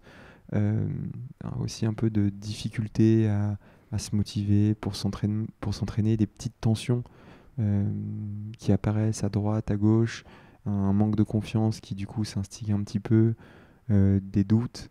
Et voilà, c'est un petit cocktail qui fait que eh ben, tout est un peu moins rose, un peu moins facile, un peu moins fluide. Et voilà, j'ai eu un mois de mai qui était un peu comme ça, le mois de juin, le début du mois de juin aussi. Et en fait, c'est en arrivant en stage à Val d'Isère où je me suis posé vraiment pour m'acclimater pendant 2 semaines et demie. Je prenais plus la voiture. J'étais vraiment en mode entraînement, boulot, dodo, que je me suis régénéré et que je suis sorti de ce brouillard. Au-delà de la période au-delà de l'aspect psychologique, est-ce que tu penses que peut y avoir un lien avec une fin de cycle, de préparation assez intense? Est-ce que c'est aussi le corps qui peut expliquer cette forme de lassitude à la fois physique, mais qui aussi déclenche, fait que tu ne regardes pas les situations de la même façon parce que tu es moins alerte, moins bien physiquement en fait? Est-ce que ça peut être aussi tout simplement parce que le corps répond moins et la tête décroche plus facilement? Complètement. C'est pour ça que je disais que j'étais arrivé peut-être trop tôt, très en forme dans la saison de 2025. C'est que je pense qu'au Ventoux, j'ai délivré pour mon potentiel une belle performance et que du coup forcément derrière il y a eu un contre-coup, comme je te le dis, je me suis aussi satellisé sur la course, donc je suis vraiment allé loin et je pense que forcément je l'ai payé un petit peu dans les semaines qui ont suivi, hormonalement parlant. Et puis il y a eu aussi une fatigue mentale liée au livre. Tu vois, je t'ai dit que c'était un ultra trail. Là, j'arrivais vraiment sur les dernières pages, les dernières semaines de travail. Et même si c'était hyper épanouissant, il y a forcément une forme d'usure quand tu es sur des projets de très long terme qui s'installent. Donc voilà, le physique, il y avait une fatigue physique qui a fait que ça a un peu grossi la fatigue mentale. Mais je suis vraiment hyper content. Vraiment, c'était tout l'enjeu avant les France. Je me disais, putain, si tu arrives à résoudre ce problème,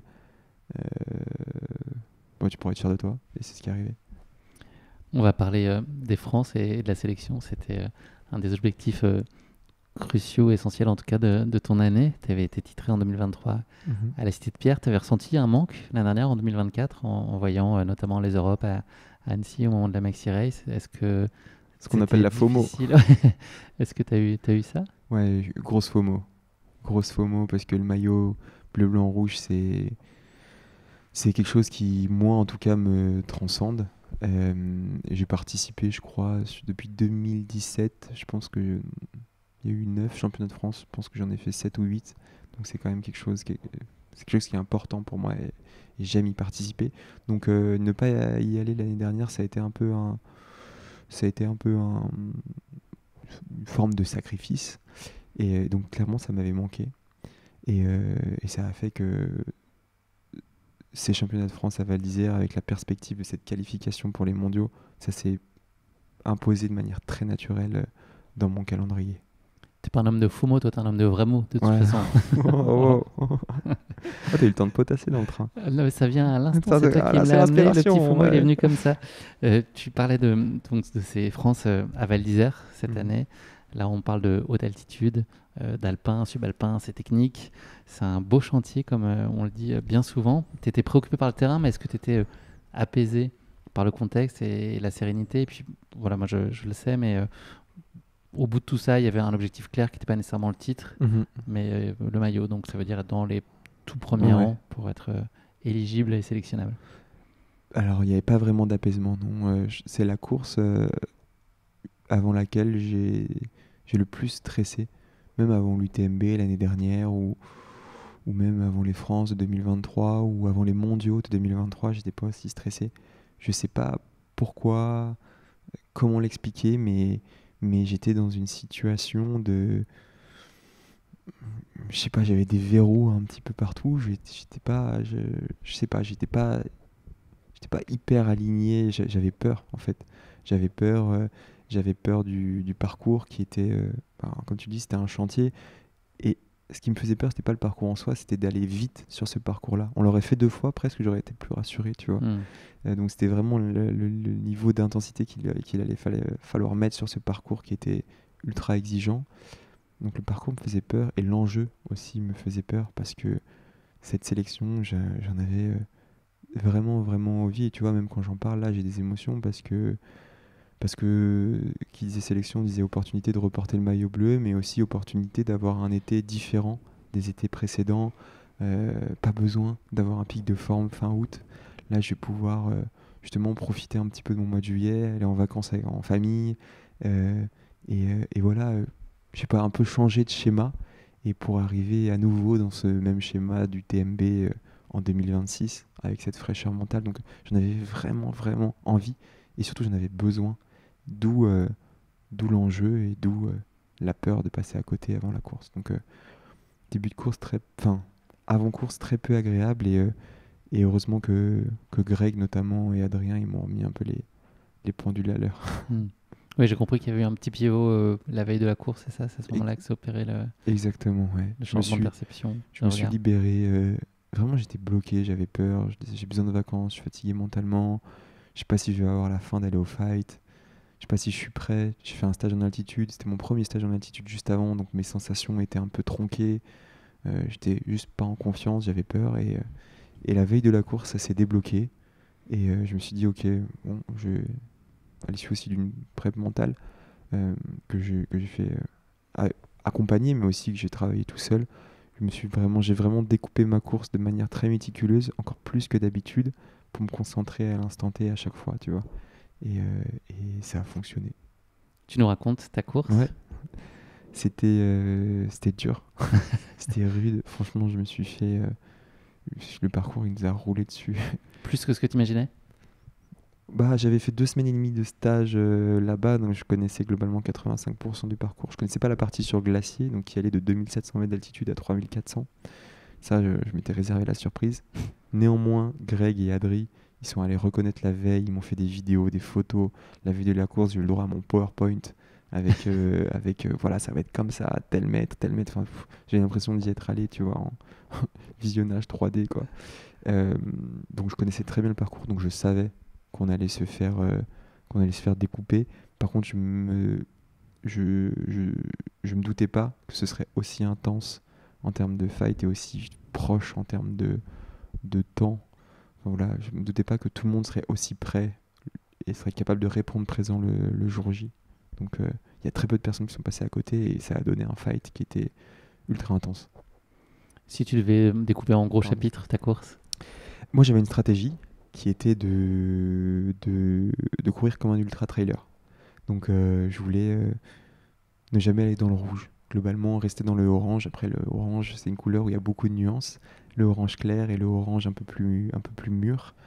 Mais toujours rester là-dedans pour pas aller dans le rouge, parce que je savais qu'avec cette altitude et la technicité du terrain, si j'allais dans le rouge, j'en reviendrais pas. Donc j'avais dessiné un premier tiers de course vraiment en dedans, au sens plaisir, essayer de me prouver que j'ai passé un cap en montagne, m'émerveiller. Ce parcours, par contre, il est dur, mais il est fabuleux, il est vraiment très beau. Donc m'émerveiller, premier tiers de course, pas prendre un seul relais, vraiment rester dans les roues, dans mes allures, vraiment être en contrôle. C'est ce qui s'est passé. Donc j'ai eu un premier tiers de course qui était relativement agréable, puisque en maintenant cet objectif et ces sensations, je me suis retrouvé globalement 3/4e, ce qui était globalement l'objectif pour décrocher sa qualif. Puis deuxième tiers de course, là on est arrivé sur une descente très technique, suivie d'un plateau un peu qui ressemble un peu au balcon, tu sais, du Val Ferret sur l'UTMB, mais sauf que là, tu es à 2007 d'altitude, donc il faut courir assez vite à 2007 pendant 10 bornes. Et là, j'ai commencé à avoir à nouveau un petit peu des petits troubles digestifs, je pense liés au stress que j'avais accumulé, au froid aussi, il faisait pas chaud, et à l'altitude. Et pendant 1 heure et demie, j'ai pas pu m'alimenter, et donc du coup, ben, forcément, j'ai dû ajuster mon allure, mon pacing, et de 3-4, je suis passé à 7ème, donc on m'est revenu dessus. J'ai laissé passer l'orage, et je suis allé jusqu'au point qui s'appelait Bonneval. Et en fait, Bonneval, c'était la fin du deuxième tiers de course, que je dirais le tiers un petit peu obscur. Et là, une montée de 1600 mètres de dénivelé positif nous attendait. Donc on partait de 1800 mètres d'altitude pour monter à 3004. Et là, je sais que c'est ma force. C'est longue montée, C'est l'Iseran, c'est ça? C'était cette montée-là? en fait, tu montes à l'Iseran, mais après, donc tu pars de Bonneval, tu montes à l'Iseran, donc il y a déjà 950 mètres de dénivelé positif, et après, tu te retapes 700 mètres, à peu près, pour monter jusqu'au glacier. Donc c'est long, c'est très long. Et donc là, on était 4, 5, 6, oui, si, 4, 5, 6, 7 tous ensemble. Et j'ai fait la différence, dans la bosse. J'étais dernier de ce groupe en bas. Et j'avais rattrapé mon retard sur le troisième en glacier en haut. Et à partir de là, j'ai été transcendé parce que j'étais animé par la volonté de me prouver que le petit monchu que j'étais, il était en train de récupérer tous les montagnards sur la partie la plus montagne de la course qu'est le glacier à 3004 d'altitude. Et se prouver ça, c'est juste... c'était incroyable de se dire... ce que j'avais rêvé est en train d'arriver. Tu vois, le petit gars de la ville, il est en train d'exceller tout là-haut. Et à partir de là, j'ai foncé jusqu'à la ligne d'arrivée et j'ai eu un flot de fou dans la dernière descente. Donc voilà, troisième tiers de course, je sais pas comment dire, mais à la transcendance au cœur et connecté au fait de faire encore mieux que mon objectif initial qui était de décrocher la sélection. Et là, en fait, c'était d'avoir ce podium et je voulais pas le lâcher, quoi. Tu t'es senti plus heureux ou éprouvé à l'arrivée? T'as surfé sur ce final J'ai été aussi heureux que la course m'a éprouvé. C'est-à-dire que c'était un tel chantier que j'ai eu très peu de flow pendant la course. C'était beaucoup d'inconfort. Je pense que tous les athlètes que tu pourras interviewer à ce sujet-là, ils te diront la même chose. L'altitude fait que tu es forcément dans l'inconfort. À aucun moment tu es véritablement bien. Tu es un peu quand même au fight avec tes sensations. Donc la course a été extrêmement rude, mais du coup, comme comme un boomerang, la satisfaction et l'émotion à l'arrivée, elle était proportionnelle.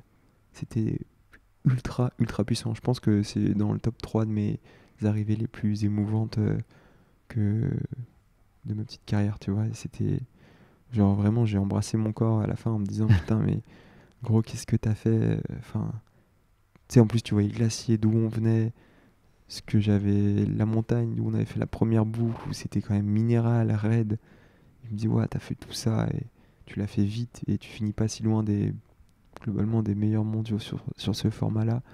Donc j'étais hyper fier et aussi de pas, je sais pas, avec le mood avant la course, d'avoir réussi quand même à délivrer cette performance-là malgré je sais pas, comme si j'avais en fait cassé le verrou, trouvé les clés du verrou pendant la course. Et ça, c'était hyper, hyper puissant. C'est vrai que pour avoir suivi le live, qui était de grande qualité d'ailleurs, j'ai vu des athlètes vraiment éprouvés, voilà, sur des formats comme ceux-là qui ont l'air d'avoir creusé profond et en tête de course.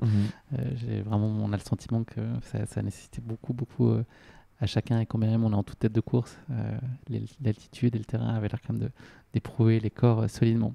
Donc bravo à Benjamin qui ne cesse de confirmer, Benjamin Rouviol, avec ce titre de champion de France. Louison Coiffet aussi, qu'on est content de voir aussi en deuxième place. Il a fait une très belle course, il n'est pas très loin de Benjamin, je crois. Il est 2 minutes derrière. 2 minutes, ouais. Et ensuite toi, donc bravo. Et puis Robin Juaguet et Mathieu Delpech qui sont derrière. Donc on va avoir des nouvelles bientôt sur la sélection de l'équipe de France. Là, ça joue dans les minutes qui arrivent. On espère voir tout ce beau monde, en tout cas en bleu, blanc, rouge, puisqu'il y a potentiellement 5 places, peut-être 6, on ne sait pas trop. Exactement. On va le savoir sous peu, et on peut pas ne pas souligner la performance de Hilary Gérardi chez les femmes. Voilà, c'est une très belle histoire aussi, elle qui est américaine, arrivée en France il y a une quinzaine d'années, qui est de nationalité française depuis 2 ans aussi. Sa Marseillaise était hyper émouvante. Ouais. Elle la connaissait très bien. Apparemment, elle l'avait bossé pour Pour passer pour avoir la nationalité. Bravo à Jennifer Lemoine aussi, Anne-Cécile Thévenot, Agathe Bess et Sarah Vieux. Voilà, ça c'est le top 5 chez les femmes. Et puis le lendemain, les formats courts aussi qui ont été extrêmement plaisants à suivre. On sent que ça a aussi tabassé très fort. Bravo à tous les lauréats dans toutes ces catégories. Vous allez tous vous retrouver en stage. Là, vous allez avoir des rendez-vous d'ici les mondes. Comment tu envisages là, justement la suite, ces stages, Canfranc? Est-ce que tu t'es déjà un peu posé les questions si tout se passe comme prévu et que tu es en bleu, blanc, rouge sur le terrain? Est-ce qu'il est fait pour toi? Pas? Est-ce qu'il y a des choses qu'il va falloir que tu bosses? À quel point tu te réjouis de ces réunions qui arrivent, des têtes que tu connais peut-être un peu moins que d'autres qui seraient là aussi autour de toi? Comment est-ce que tu appréhendes là, ces 2 mois qui sont différents de ce que tu connais habituellement? Tu nous l'as dit. Enfin, je les appréhende de manière hyper positive. Je suis vraiment là, je suis heureux, tu vois. Il y a eu cette petite zone de turbulence, alors attention, je suis très conscient que par rapport aux difficultés que la vie peut mettre au devant de certaines personnes, c'est vraiment rien. Mais là, après cette petite zone de turbulence, là, je suis vraiment dans un mood, je suis heureux parce que cette sélection, cette aventure collective en bleu, cette campagne un peu, j'avais vraiment la volonté de la vivre à nouveau une deuxième fois. Et je sais pas, j'ai l'impression que maintenant, ça y est, une fois que le plus dur est passé. Et que maintenant, je vais pouvoir profiter. Et je me projette vraiment sans pression sur les mondiaux. J'ai vraiment envie de faire les choses très très bien. Mais ça veut pas dire non plus être, tu vois, être dans le trop, mais vraiment faire les choses, être apaisé, juste, précis, méticuleux, présent pour mes proches quand il le faut, présent à l'entraînement quand il le faut, vraiment faire les choses bien pour arriver sur les mondiaux, je sais pas, vraiment plein de bonne énergie pour donner mon meilleur, mais sans pression du résultat, parce que j'ai l'impression qu'aux mondiaux, en fait, ça y est, une fois que tu as le maillot, tu sais que tu vas l'honorer, et donc du coup tu peux aller qu'au-devant de quelque chose de génial. Et puis ensuite il y a la perspective de cette diag que j'ai envie de découvrir, mais vraiment juste, ça sera 3 semaines après les mondiaux, donc j'ai je suis assez lucide sur le niveau de préparation spécifique que j'aurai, mais j'ai confiance en, je sais pas, en mon talent naturel pour courir très longtemps, pour m'aider à juste profiter de cette diag. Cette diag, j'ai vraiment envie de prendre le départ en disant j'ai rien à me prouver là, je suis là juste pour découvrir. Me parlez pas de performance, me parlez pas de résultats, je veux juste découvrir, partir en très longue randonnée, parce que je pense que c'est le meilleur moyen de découvrir en fait cette course qui est un monstre, tu vois, dans cette position d'humilité où t'es pas là pour performer, t'es juste là déjà pour poser les premiers jalons. Et ce serait mentir que de dire que en ayant ce mood là, j'aimerais pas faire quelque chose de bien. Mais pour moi, quelque chose de bien, c'est vraiment pas la gagner, la diag, c'est vraiment déjà la finir et vivre pleinement l'aventure. Je sais pas, il paraît qu'il y a un truc, toi tu y es déjà allé. Voilà, j'ai envie de vivre vraiment pleinement le truc, et donc tout ça pour dire que je suis trop content de ce qui arrive là. Je m'étais noté 2 idées sur la diag. Poser une première marque, c'est ce que tu as dit. Ouais. Et moi, je crois en ta capacité d'émerveillement pour la réussir, en fait. De nourrir celle-là, tu l'as en toi. Tu me connais bien. Mais ça va passer par ça. Je te prends les 2 petits concepts. Par expérience, que c'est parfois des ingrédients qui font qu'une course passe très bien, quand il y a finalement ce détachement. Voilà. Surtout, je pense, la diag.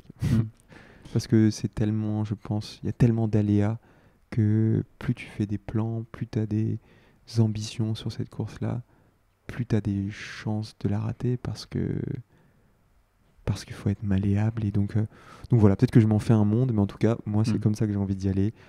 Full plaisir, full découverte, limite sans montre, parlez pas de chrono, juste kiffer et courir longtemps. Parce qu'en fait, tu vois, là, depuis le début de l'année, je cours sur des formats 7-8 heures, mais moi, ce que j'aime profondément, c'est l'ultra trail, et je suis en train, je sens, de créer une forme d'envie pour retourner tout bientôt vers l'ultra avec une forme de patience, d'impatience, pardon, une forme de alors pas de fougue, mais tu vois, de belle énergie, parce que ça m'a manqué.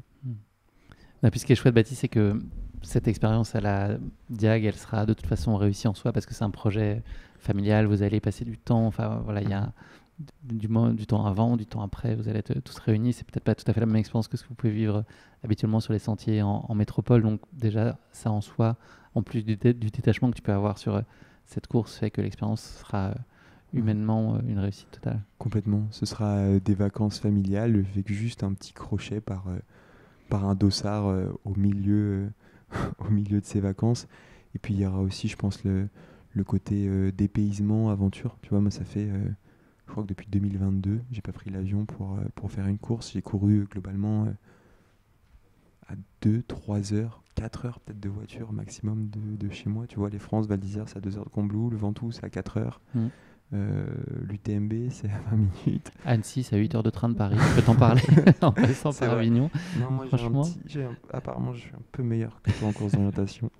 Mais donc voilà, en fait, c'est aussi l'occasion de mettre une première brique de comment on va performer. C'est pas à l'étranger, mais loin de chez soi.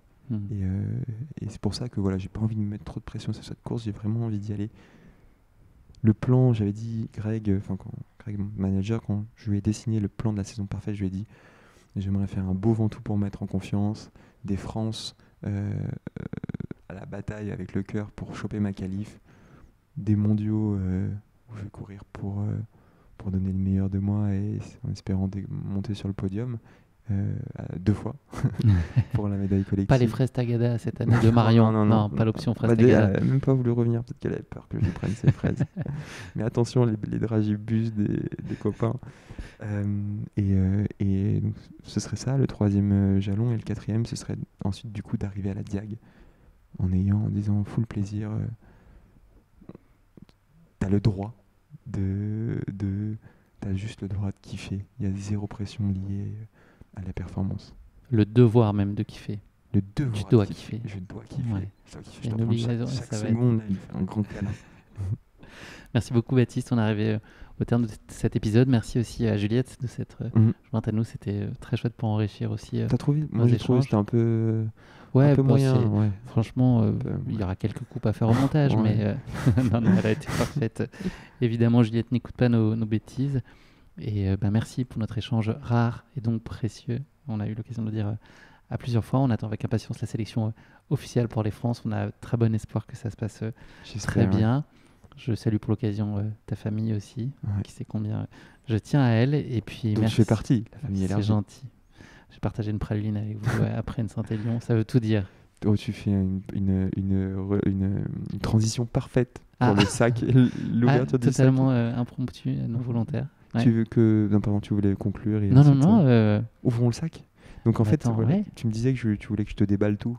Ok, le grand déballage. Le grand déballage dans cet épisode. Donc attends, je pose le micro 2 secondes et je vais chercher le sac que j'ai ramené. Un sac grand frais. Ça, tu m'as amené de la fraîcheur. Je peux pas, j'ai grand frais. Attends, je pose tout et j'arrive. Ouais.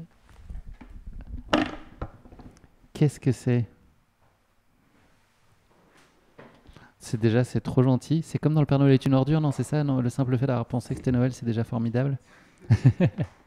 On est dans la continuité avec ZZ. Exactement. Alors juste, j'espère que tu ne seras pas... J'ai fait des grands effets d'annonce, mais non, en fait, il y a plus des symboliques et il y a un petit cadeau. Il y a 3 choses, mais il n'y a qu'un cadeau. Je suis désolé, il n'y a pas de cadeau.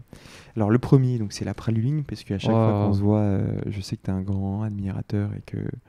Voilà, juste... Tu te rappelles comment je l'avais rebaptisé ? La praluline. Et oui. Merci. Elle va pas survivre au trajet retour là. Ah, j'espère que si quand même. Ouais, si je l'avais, je vais partager. Elle sera... Après, si tu repasses par Marseille, par Milan, Oslo, possiblement, peut-être que tu l'auras fini avant d'arriver à Paris. Je suis capable.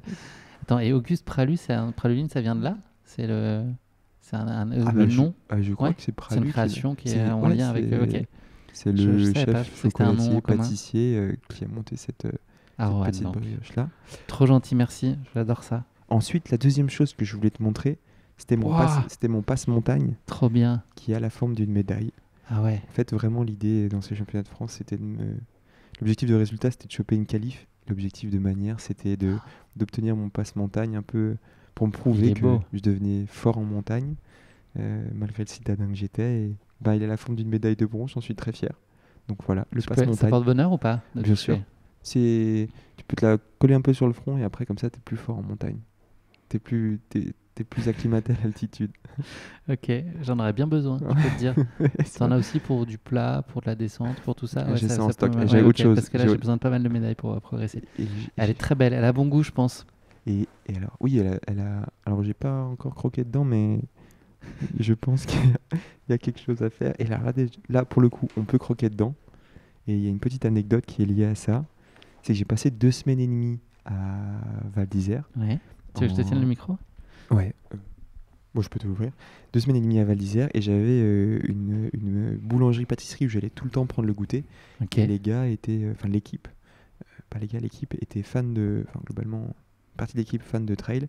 Et ils m'ont dit si tu fais une belle course au championnat de France, donc dans 2-3 semaines, on te fera un cookie géant. Parce que j'adore les cookies, je prenais Oh. tout le temps un cookie. Et hier, j'y suis allé. Et du coup, le voici. Et il a vraiment. J'espère, je l'ai pas encore ouvert, mais j'espère qu'il sera pas pété. Et il a vraiment une bonne tête. Tu vois. Waouh. C'est un vrai cookie géant, tu vois. Ouais. Et je me suis dit que voilà, on pouvait peut-être potentiellement partager un petit bout. Je sais pas si t'avais. Je serais pas du genre à te dire non là, tu vois. J'ai trop peur du FOMO, tu vois. Je peux passer à côté de ça. Il a l'air Donc, incroyable. Alors, c'est un cookie épais, là, je décris pour les auditeurs, pour ceux qui regardent pas la version C'est- vidéo de notre échange, mais Ah oui, il a 5 il fait- cm des plus, non? Ouais, c'est ça. Franchement. 5 cm de D+, et puis 20 cm, un bon, ouais, voire de même 30 diamètre, cm de diamètre.